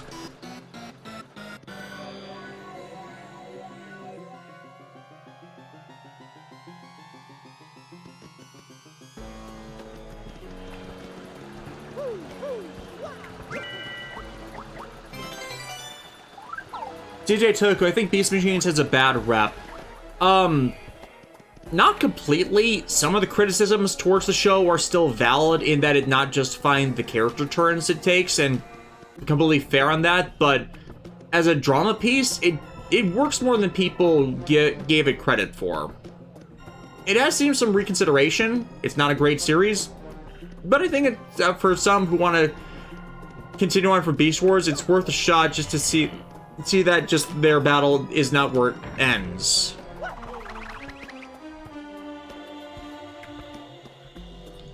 Oh yeah, the mysticism and spirituality stuff was also not taken over that well either. And that is my ringtone.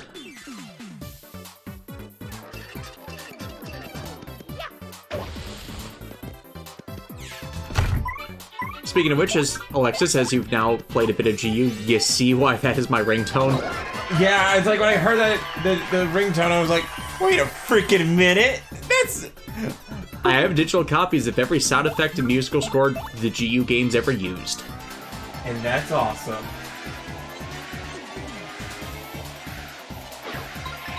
Fair Death, hey Death, question, what are your thoughts on some of the later Japanese G1 combiner teams? I like the Seacons. I like Overlord, because technically they are a combiner to form their full robot mode. I'm not a big fan of the two jets that combine into just a larger jet, but I actually have their Power of the Primes releases because I'm all about the aerial bots, and they were interesting molds, so I picked those up alongside G2 Superion. So the G2 Superion color combiner war Superion. So I'm okay with those. Landcross, not as much. I got what they were trying to do with that. Not as big a fan. I like the God Jinrai stuff. Like, I know they went a different way with that with Armada, but it really remind me of what they eventually did with Armada Prime, and I just enjoy those kinds of super upgrades for Optimus. So I like they're in the same vein, and they're also precursor to what the Brave series would eventually do. So there's definitely a succession of design with Takara and those that I like. I'm not bored every decision they made with them, because that was definitely them just starting to just branch out in ways that not everybody was behind. Like, I hate Victory Saber, because it's just Star Saber getting shoes and cannons on his back. I hate combiners that do that. I genuinely hate combiners that do that.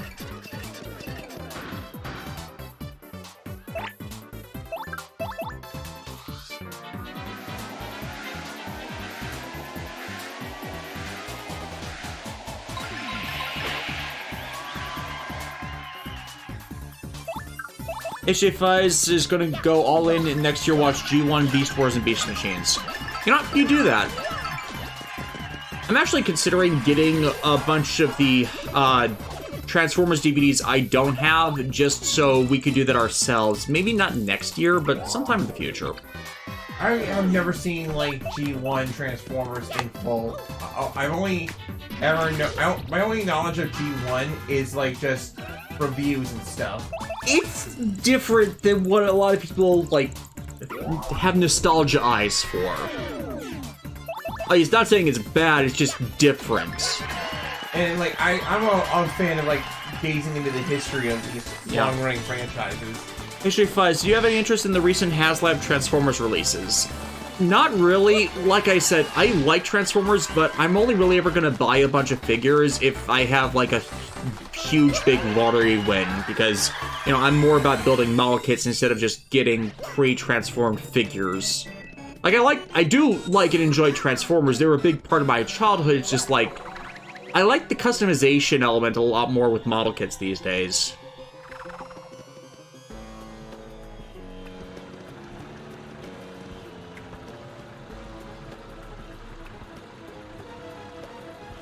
The Japanese version, Super Link, is better than the dub of Energon. Yeah, most likely.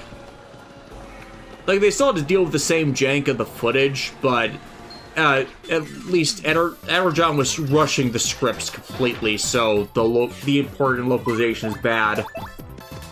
Whereas, you know, Super Lake is how it was originally designed. Plus, again, for Galaxy Force over Cybertron, there was a lot of dub localization that just has the characters talking to fill space when those scenes they're talking over were not originally designed to have characters talking over them. And that is obnoxious.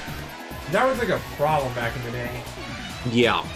I kind of feel bad for Kerry Chalk especially because he was a great Optimus, and then especially in Beast Wars and Beast Machines, and then he came in to do Unicron Trilogy Optimus, and due to the split quality of those shows, it's like people became a lot less behind his portrayal of the Primes, even though he was still doing a good job as an actor. Like, he was doing what they were asking of him and more.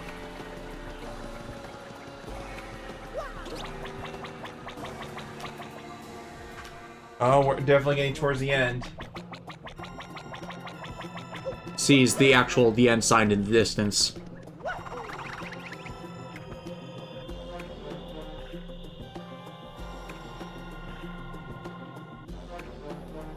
Also, games that name their final enemy the End are just strange to me.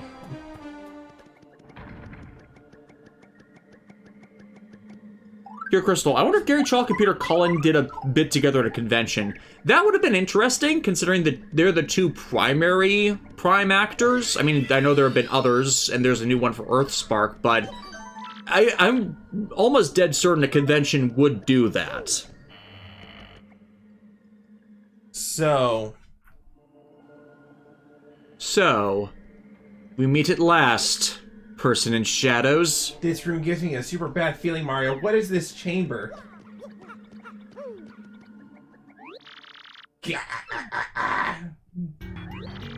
We finally meet Mario.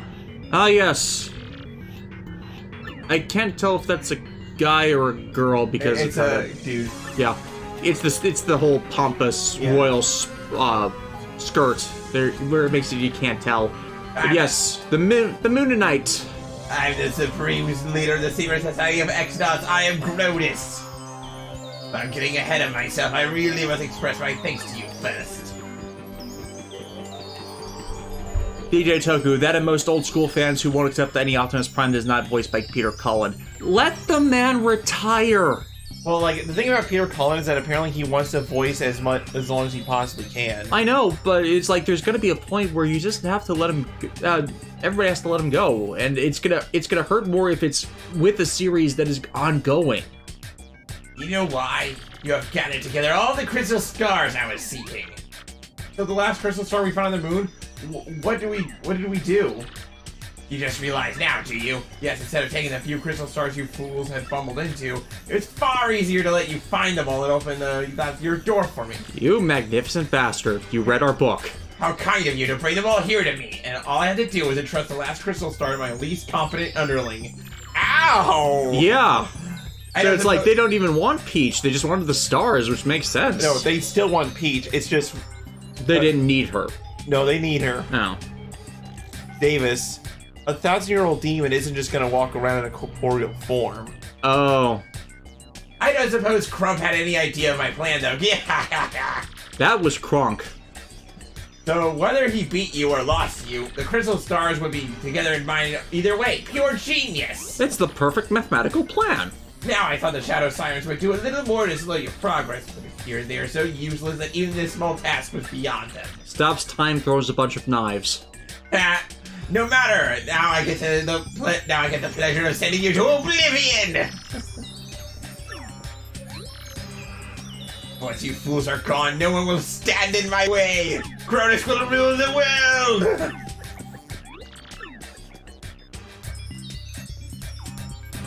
Emerald DC 46257. I grew up with Gary Chalk Prime, so when Pierre Cullen came back, it took me a while to get used to, though I would like Chalk to come back when Cullen retires in the future. Well, that's the problem. Gary Chalk is also old. I think he's like, if not 80, then he's definitely in his 70s, so he's in that same range where he's not long for this world, so by the time Cullen either retires or dies, then it's just as likely that Gary Chalk will suffer the same.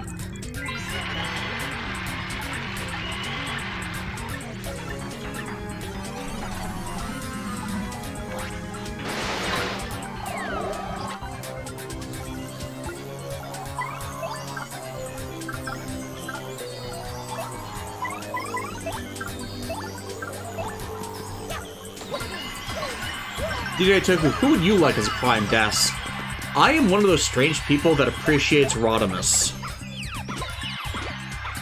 Mainly because I did not have the same connection to Optimus in G1 that fans of the original G1 cartoon had, so I was more open to Rodimus as a Prime than others have been.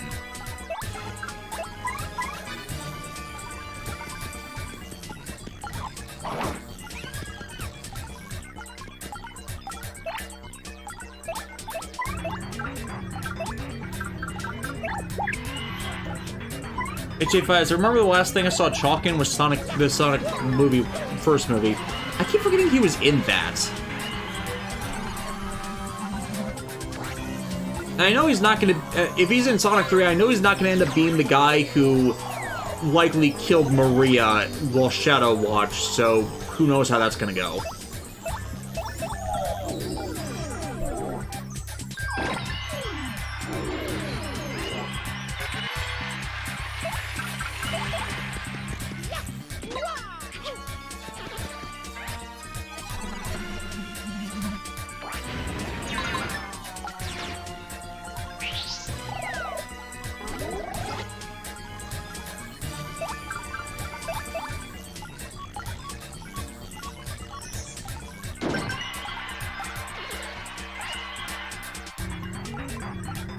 At least I set him on fire. DJ Tuku, sorry I meant who would you like to voice Optimus Prime? Preferably someone who's never voiced him.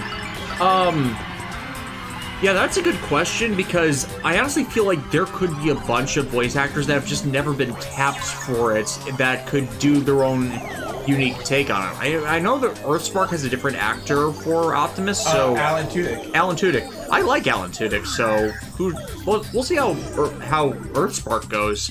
I have not seen any of Earthspark. So I've heard good things. Yeah.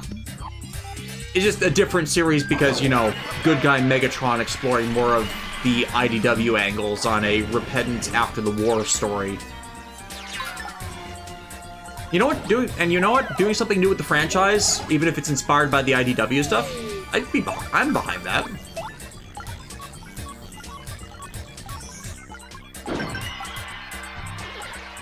Thank you, Vivian.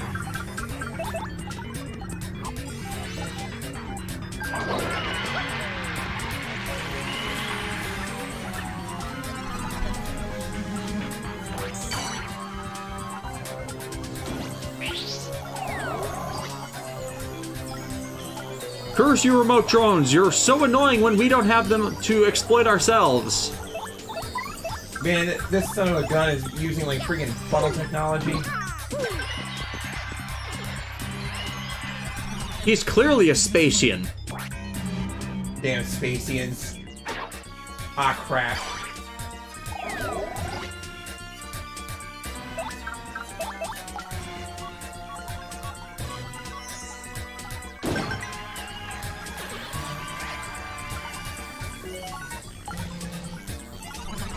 The fire tells me to burn.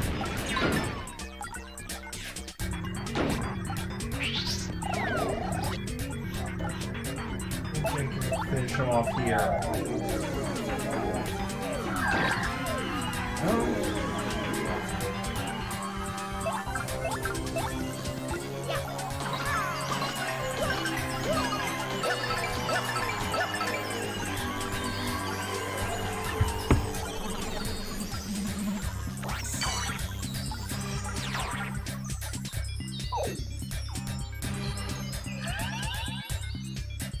Oh, that's actually a good choice. DJ Toku like Crispin Freeman to voice either Optimus or a pre-prime Hot Rod. Yeah, he could do well with that. Ooh, that's actually a solid answer. Yeah.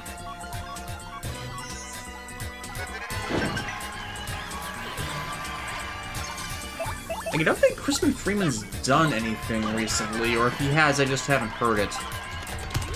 That's it. I almost met him at a convention, but the line got cut off. Oh yeah, he did Gyome, Himejima, and Demon Slayer. Hmm? He was also apparently Itachi. I did not watch the Naruto anime that long to get to the Itachi stuff. You are more than you seem, but this is not finished. I even saw this possibility. Watch this! Oh shit. Eater a Tree and the Promised Neverland. Didn't watch. Where am I? Oh shit.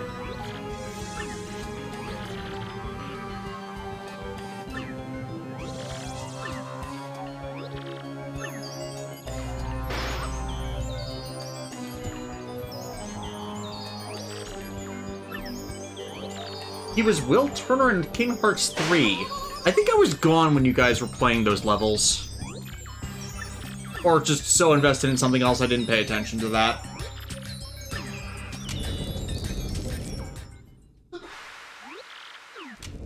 What?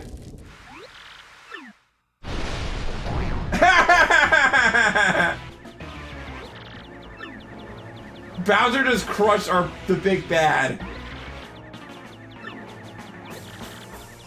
Great job, Bowser! You saved everyone!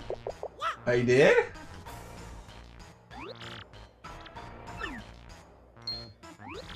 Did Peach well? You did it, Patrick! You saved the city! Ah, great. Now we have to deal with Bowser.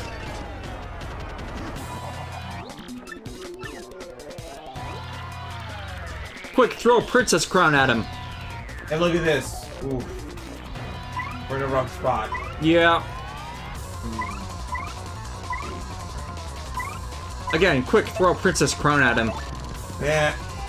Oh no, no! Oh no, now she's hot! What have you done?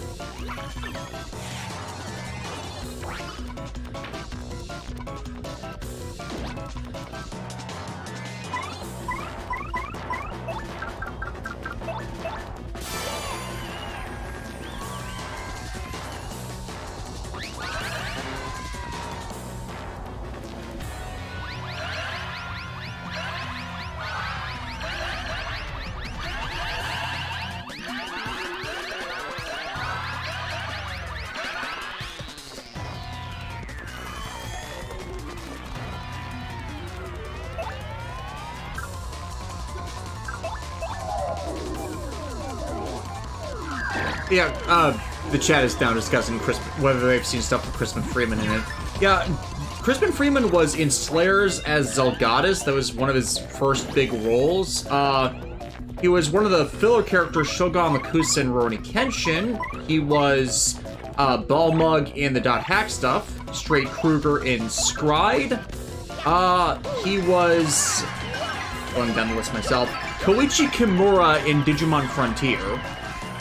He was Alucard in Hellsing Ultimate, Jeremiah Gutwald in Code Geass, and Shizuo Heiwajima. I still need to take you guys through Durarara. That's a fun series. Oh, and of course, Kirei Kotomine in everything that's been produced for Fate, the Fate franchise since Fate Zero. Crispin Freeman as Kirei is like a galaxy brain idea, and I'm all for it. Yeah. Especially because of what Alexis is doing now in playing through Dot Hack GU herself, because she knows already who the villain is. I saw that man, and I wanted to attack on sight. Yes. You'd feel the slime. God damn it, can't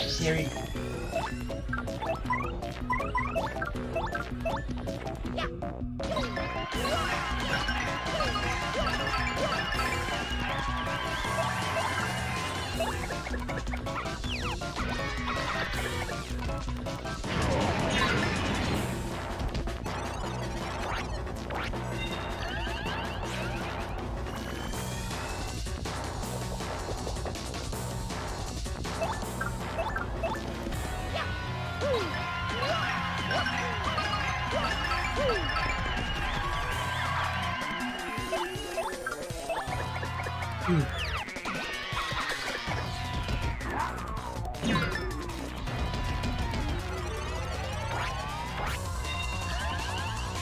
damn that bitch! Yeah. It's like, if you have a boss with high health, don't give them a healing partner. God, I was complaining about that so much when I was playing through Xenogears. Every time a Ramses fight would show up, Niang would be the one to heal him, and then he can't really attack Niang.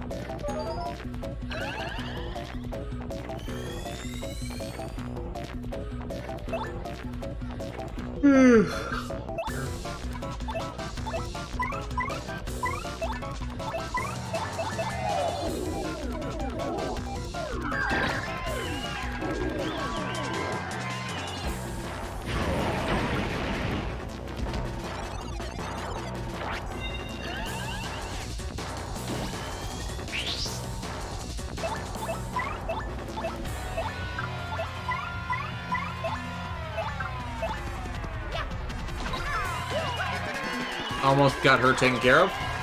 Yep.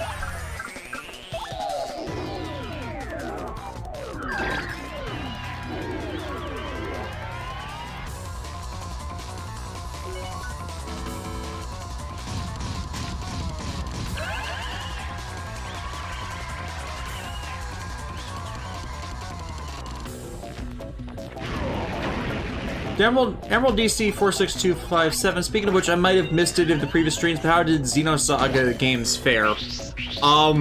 That is a thing. That is a thing. First one is good at the very least. Just Terror of Death, just a heads up, I'm really looking forward to reviewing all the Xeno games. I appreciate it. It's gonna take me a while because of reasons. Like, I've got the first 2 Gears videos done, but because I'm just too exhausted to finish the rest, like, that's gonna be a thing I do when I'm on vacation. Just finish those up, and possibly... Okay, I won't be able to write the first Xenosaga one, but Xenosaga's probably gonna be spaced out between 2 years for reasons.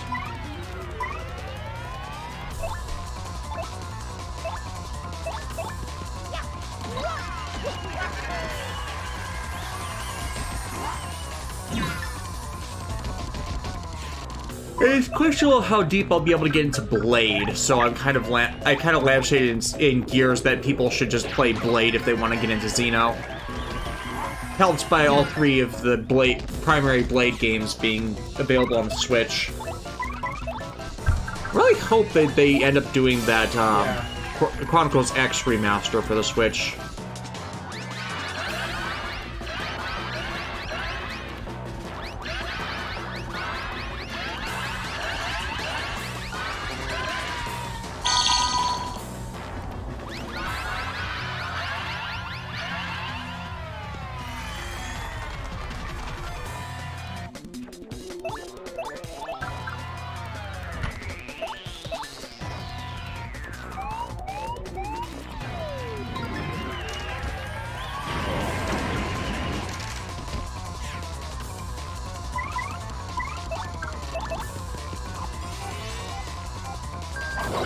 Can I ask what your next review is, or is that a spoiler? Like, I actually have not structured what the schedule is going to be for next year yet. I'm trying to finish everything before I put down an exact timer to what's coming out when. I know I'm trying to still repost the double videos, but I've been struggling with getting the first parts restored, not just because of YouTube, but the original file got corrupted, so I had to come from a backup, and I haven't messed with that yet. Like, I could, I was planning to repost the ones that YouTube has not been getting, Toei and YouTube have not been flagging, so I might as well just do that. As for the last video of this year, that's releasing tomorrow, actually, so you'll be seeing that pretty soon.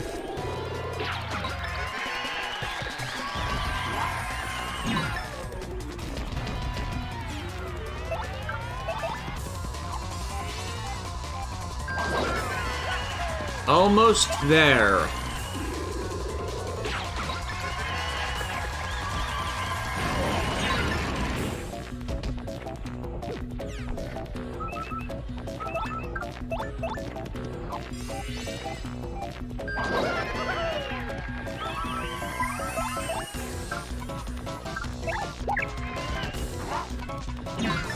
HJ5s, how many games are in the saga? Xenosaga? There are 3. There were originally intended to be 6, but 2 was so bad they had to cancel 3 of them. Technically, there are 4 because 1 is a mobile game, and the mobile game actually is canon. So Xenosaga 3 is actually a condensation of parts 4, 5, and 6. Which ends up being a mess. Uh-oh, Grodus is missing. Gears was also intended to be a 6-part game, with the game that was released just supposed to be part 5 of it, which they were going to tell out of chronological order. We know what parts 1 through 4 of that were going to be, with no one having an idea of what part 6 was supposed to be, because that wasn't even planned out by that point. And then, with how they've done things with Xenoblade has been better, because they just take the entire multi-game storyline 1 game at a time. So... Getting ready for the next part of the guide? Oh no, because you see, if you went at the very... You know what we're in? We're in the long hallway. Oh no. You know what that means? We're stuck in Mario 64! I mean, close, but no, it's like we're descending into hell. Yeah, and the save cube obviously triggers the fact that we're about to face the end boss. We're at the end boss, ladies and gentlemen. Yeah. HJ5s, I take it you're not reviewing the mobile game? The mobile game was never released in America. It was one of those flip phone mobile games, those primordial mobile games that media archivists are now trying to get all footage of just to preserve them. Like the guy who runs the Rockman, the Mega Man fan news site that was trying to get a copy of any old cell phone that had the Rockman mobile game still on it because they wanted to preserve that. It's that kind of old. Too bad for you, Mario. You're too late. Behind me sleeps a legendary treasure. This tomb holds the soul of that ancient demon, the wielder of destruction. It'll possess Peach's body and bring life to the most powerful witch of millennia. Oh no, we're gonna get Dark Roll again. She's gonna go all dominatrix on us. Yes. I'm predicting stuff again, Stop aren't I? doing that! Stop that! This is my soul psychic power! It is so oddly specific! Stop it, you psychic warlock! But yeah, look, black candles are not a good sign. Never a good sign. Also, can we talk about how kind of dark this is? Like, just summoning the soul of a demon? Quick, we need the exorcist. Yes, here. That is a giant crown and pink hair. Say hello to the Shadow Queen.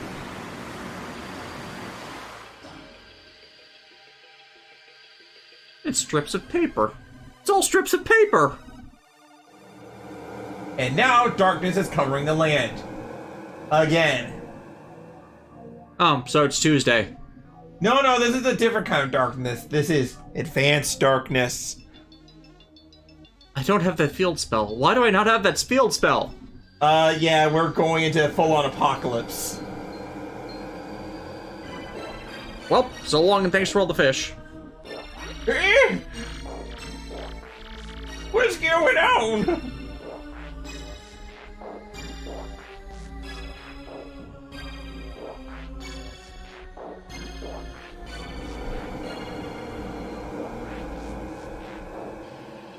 Emerald DC 46257. Speaking of the Battlework games, will Battlework 5 review use both the DS version, or is it going to combine both DS and GBA game footage?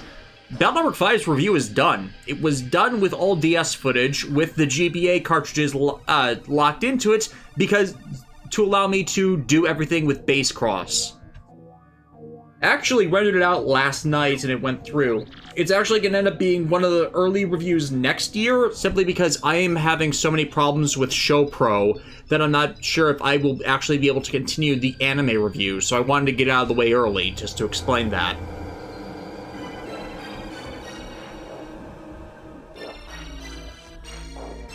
Show Pro are jerks. Show Pro are almost as bad as Toei. Like, they're legitimately down there. Especially with stuff they, like, legitimately do not give a damn about. Ooh. Toei at least tries to go after anything current or stuff they still make money off of. Who has called me back? It is I, my Shadow Queen. You. Very well, where is the vessel? It is here, this girl who lies before you. Yes, a fine vessel. Now, 1,000 years of darkness. Well, it's actually 962 Bad touch, years, but bad touch. 1,000 sounds more ominous. Bad touch, bad touch!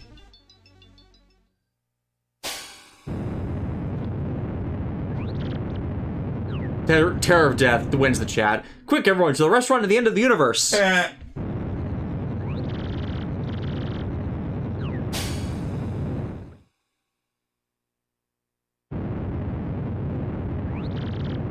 What's all this then? Am I to deduce that this is the end of the world?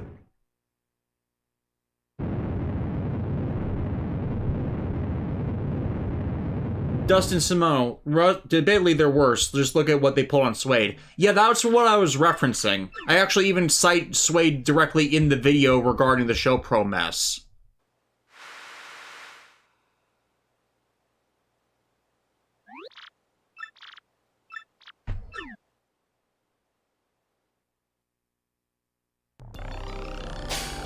Say hello to Shadow Peach. That's actually a good look for her. I know, right?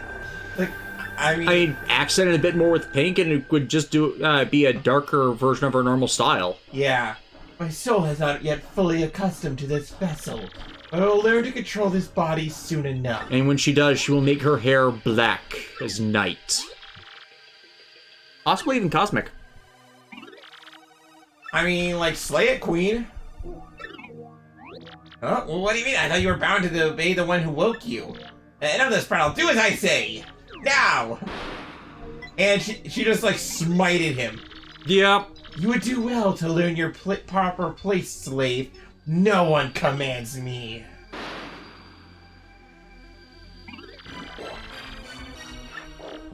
They will come in time. Great, so the best time to defeat her is now.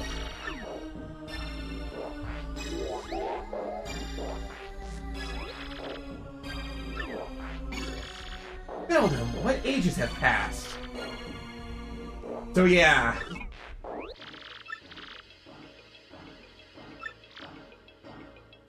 So it was because of those sisters that helped keep the memory of her alive. Yes, they're shadows, yeah. What a twist! Then I led the fools who had gathered the crystal stars here to open the seal. You have fulfilled your duties admirably. And who are these beings that stand before me? Oh, we're here for Peach. And she's doing like the noble lady Ojo-sama thing. Ah. They do not appear to possess power, but they may be of use. You will become my faithful servants. I will not harm you. Do you bake cakes? Okay, I refuse this switch or become her servant. Fine, we'll be good. What actually happens if you select become her servant? I think you die instantly. Yeah.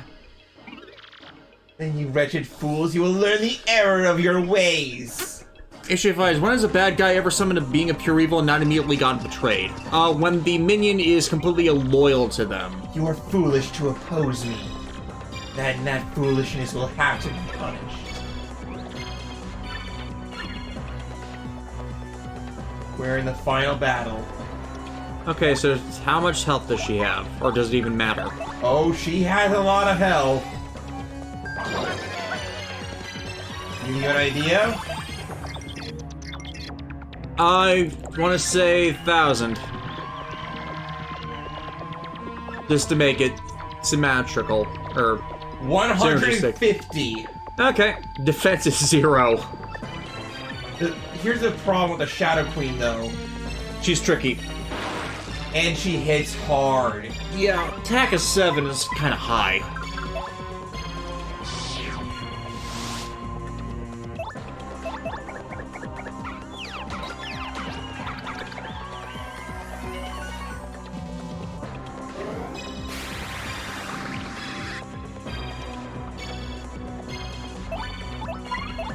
They're gonna charge then.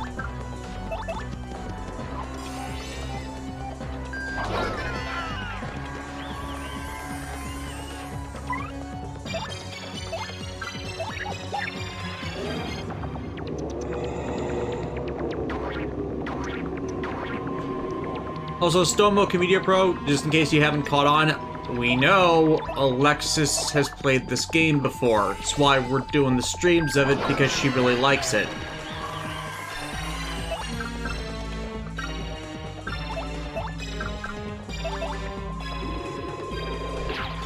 I'm the one who hadn't experienced it before, because I didn't really play Mario games.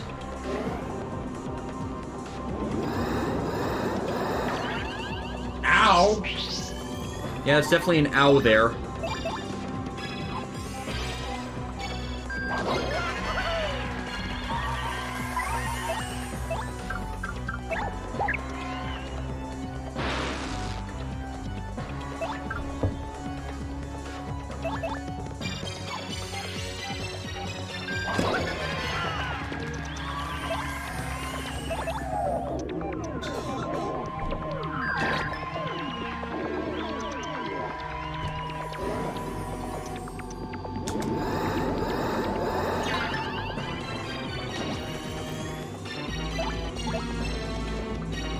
Why are people trying to throw cans at me? Hurts.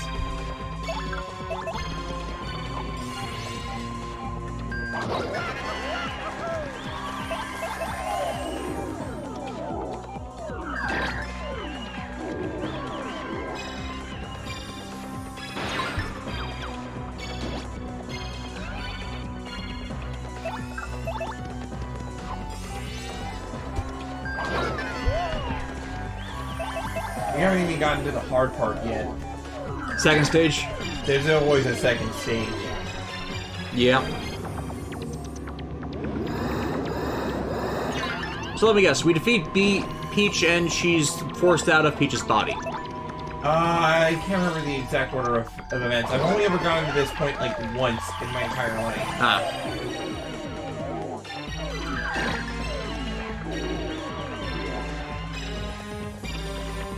You are not weak. Maybe you're less useless than you appear. This body is unfamiliar to me. Like, I'm just imagining that JoJo's menacing onomatopoeia, you know, like Dio. Yeah, coo. At least she can't stop time. Or accelerate time. Yeah. Yeah, it's too unfamiliar. Let me assume my true form and show you real power. Or for that matter, edit snips of time. Wow, there are 3 major JoJo's villains which deal with manipulation of time. In this form, your attacks are like those of a child to me. You are lucky. You will perish with the honor of having seen true terror and power. Quick, take a call for Princess Crown.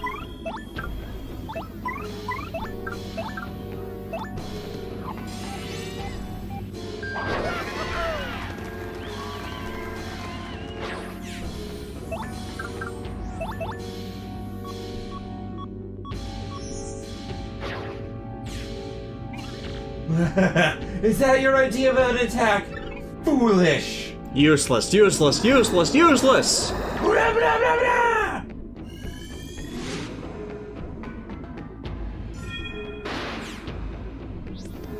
is everybody trying to throw rocks at me?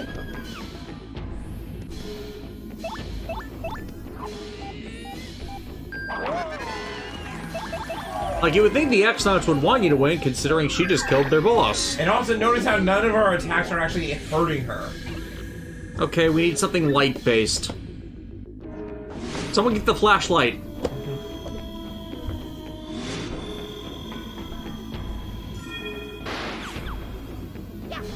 Everybody's throwing rocks at me! Stop that! Anybody betray me? I'm fed up with this world.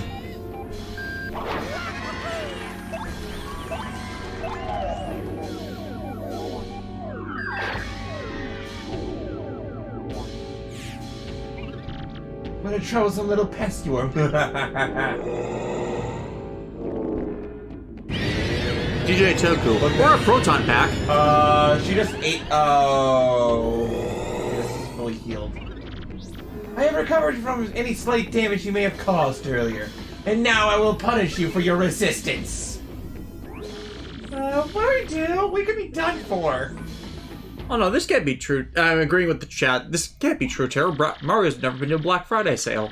I will ask you again. Will you serve me? If so, I'll forgive you for this. Just floating there, Menacingly! Oh my god, this is like JoJo's. Then you will perish. What? What is this?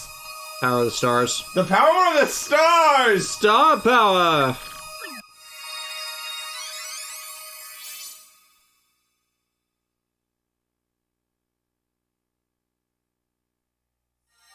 Taste the rainbow. You're basically tasting... Somebody play You Got the Touch. Or the Mario equivalent.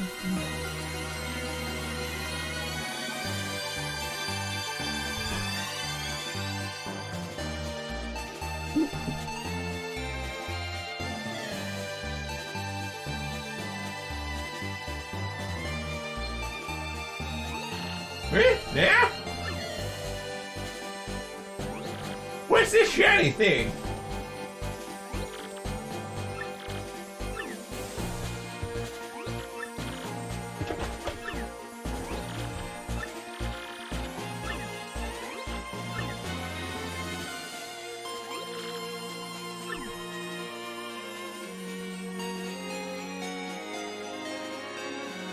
Join account wins the chat this time. Mario, we will now fill your dark soul with light! I mean, that's basically what's happening.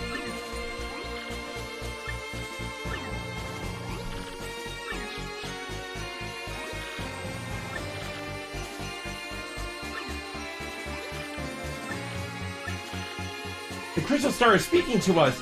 It is telling us that Mario is fighting to save the world and he's in deep trouble. Also, there's another message for us. Drink more Ovaltine. From a commercial? That is twice that we were on the same wavelength. What? I'm not telling you to encourage Mario. I'm telling you, give me your soul so I may devour them. Your soul is mine. Speaking of which, when we were discussing in the chat earlier, I need to find a copy of that old Mortal Kombat movie. I have it. Oh, you do? Yeah, I forgot about that. The crystal star has told us of your last and brave stand. Maybe we can't do much to help you, but we're thinking of you. All our wishes are for you, for your victory. Yeah, rock out, break exhaust, rock! Oh god, this is the stand. We are all made of stars. Yeah.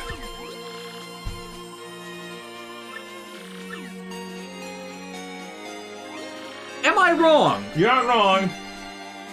It's just the day we're referencing JoJo's in a Mario game. JoJo's is like ubiquitous. It's everywhere. It surrounds us. It molds us. It binds us. It binds us, yes. What's really funny about that time comment that you made earlier is that, like, most of the JoJo's part, like, in the main universe, the original universe, villains have to manipulate time in some way. Or, like, have some dominion over, like, that concept of reality. But then when we get to the Steel Ball Run universe, then we start dealing with villains that have a mastery over space.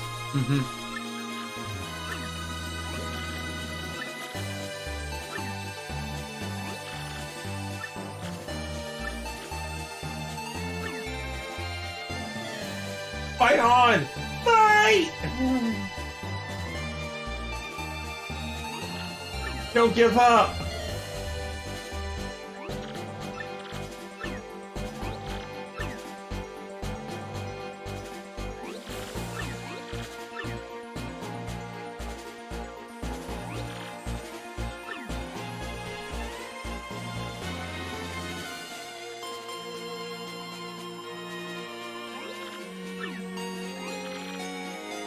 Do not fear, my dear. Luigi is my finest pupil.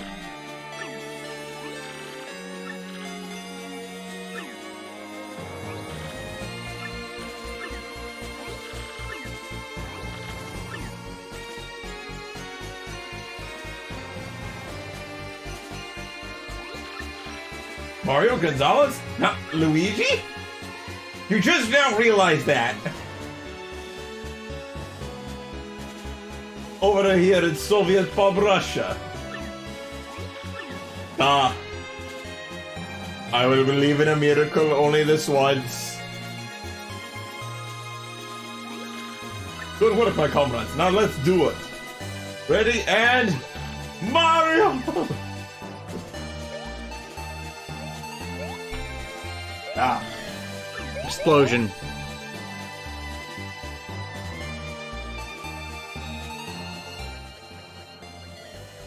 They're all cheering us on. You go, bro.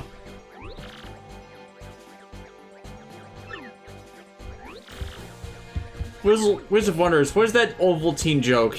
You see it everywhere. It's just this odd advertising campaign that's just fun to make fun of. And it actually comes from a Christmas story where Ralphie like goes to this little mini thing where he has a decoder ring, right? He that he really wants so he can win this contest that's sponsored by Ovaltine. And then when he uses the decoder ring and like goes to this whole process, the message just says, "Drink more Ovaltine." What a ripoff! See, I did not know it was a reference to Christmas Story, because if it was, I would have used it less as a joke. But it's still funny. I think it's like...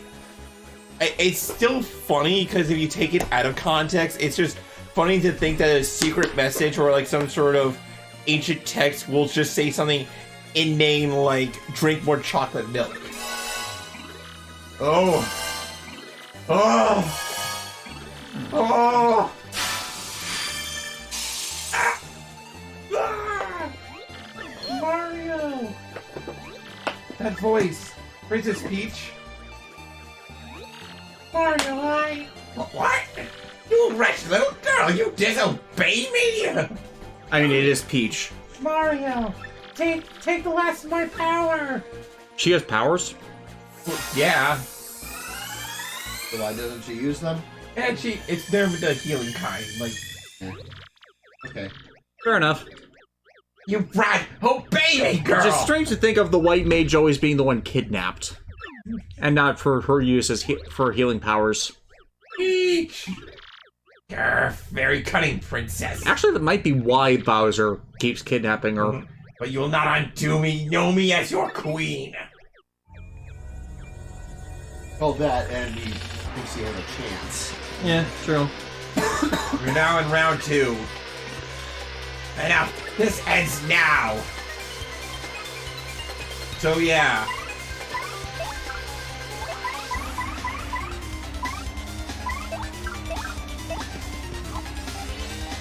Let's do this.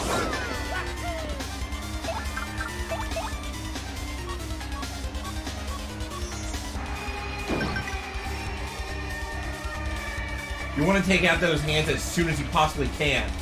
How is it that you can hurt me? Stare of Death, what the hell is Ovaltine? It's a chocolate drink mix from the ye olden days. Think Nesquik today, and you basically have it.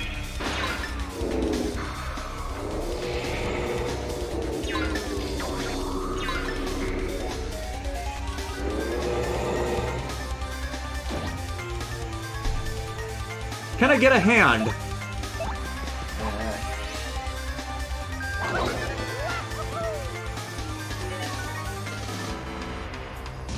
Bingo! And now the audience is filling up again.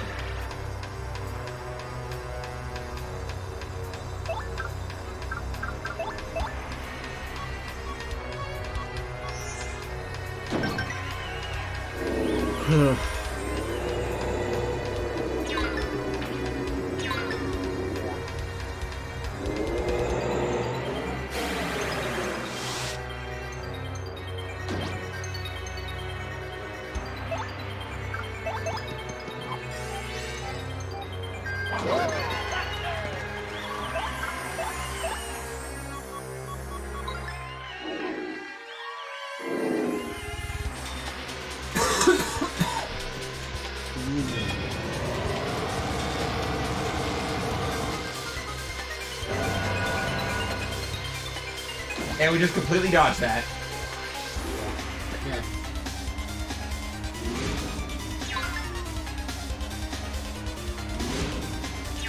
Slap yo.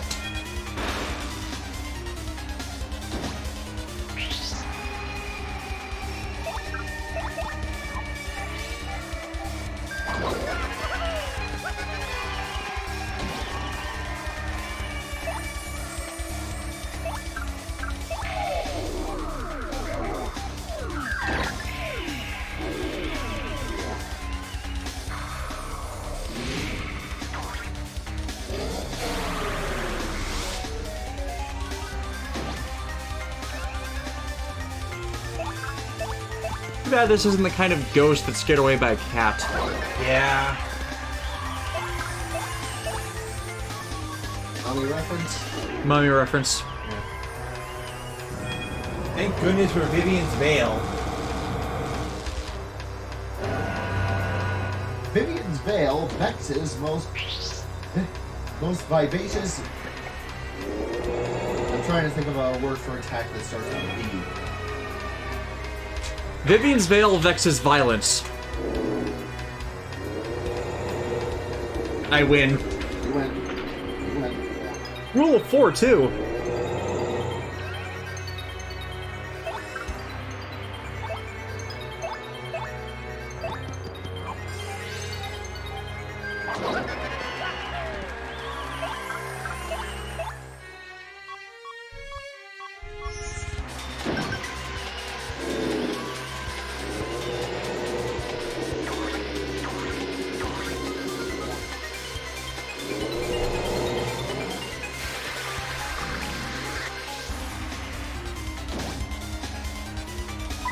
Now I think it's a good time to heal.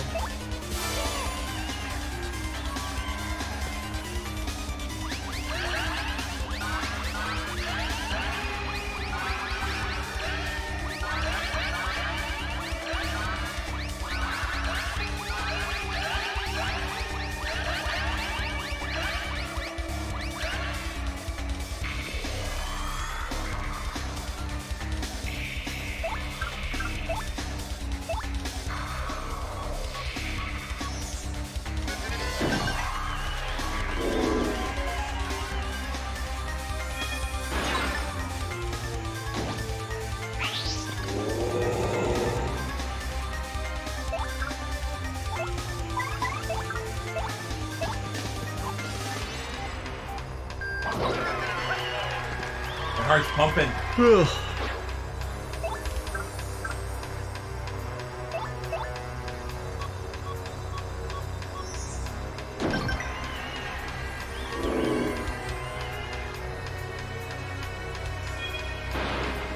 Hat.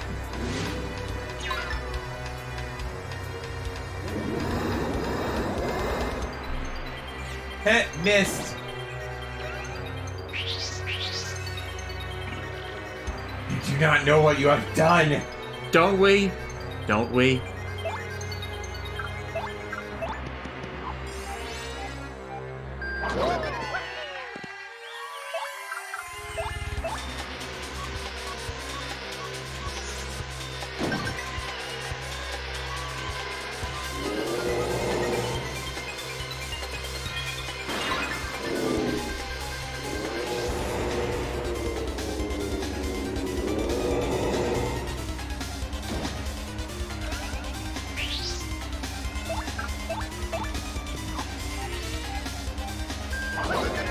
We're just whacking the Shadow Queen with a hammer.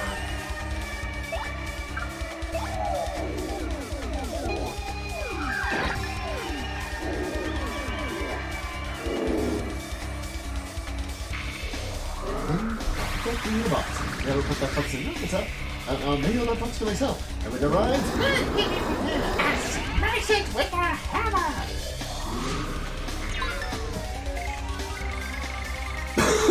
the perfect mathematical plan. It's brilliant, brilliant, brilliant. I'll tell you what I say. Brilliant, I say.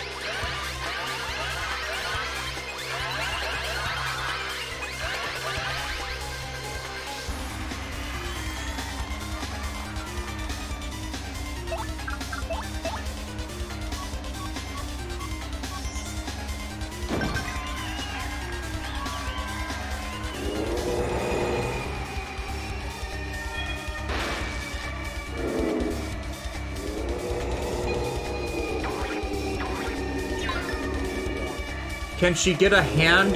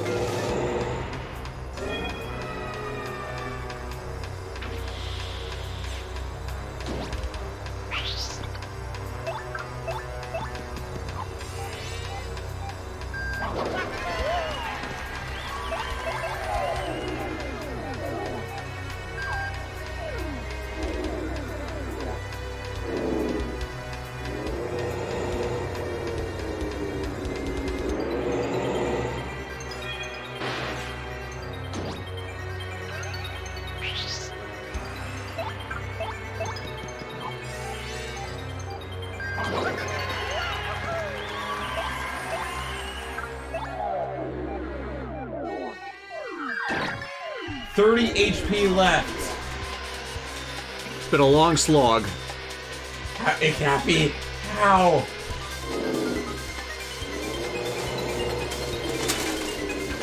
Well, it's simple, Queen. I'm Mario Jumpman Mario. Woohoo! Jumpman.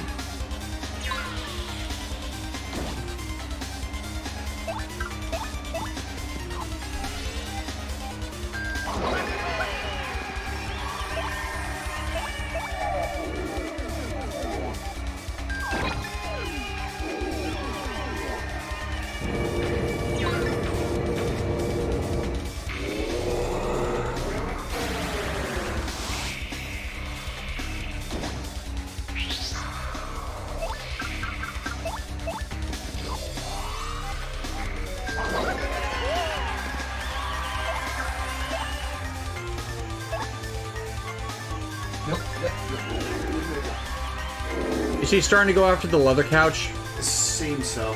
Eh. At least when she jumps on there. Okay, so she's probably just trying to get a grip up there then. Yeah. Yeah, for those who aren't aware, Odette has been attacking our couches on and off, but she's mostly ignored my good leather couch that I inherited from my mom. Damn it. Oh, crap. Ah, damn it! I died. Oh no. Oh. God fucking damn it. We were talking You were so close. Sorry, we were talking that screwed if you didn't. And yeah. Let's just end the stream there, so I can, and then I'll beat that witch off screen. yeah, sorry people. Guess we're ending it like this. Well, It's 3 hours in. Sorry. I'm sorry, I had to stop her. It requires the entire boss rush again, doesn't it? And you know how old games were, the cutscenes? Yeah. Like the boss rush is already taken care of. It's Okay, just, so it's just the cutscene that'll take us a bit to run through all again. and I don't want to put the audience through that. It's already been 3 hours. Yeah. Dang it! Yeah, that's our bad as much as anything. So, yeah. Sorry, people. It's not been a good week for us all overall. So, yeah, we're calling it. Sorry, guys. We'll be back next week with John to stream something else.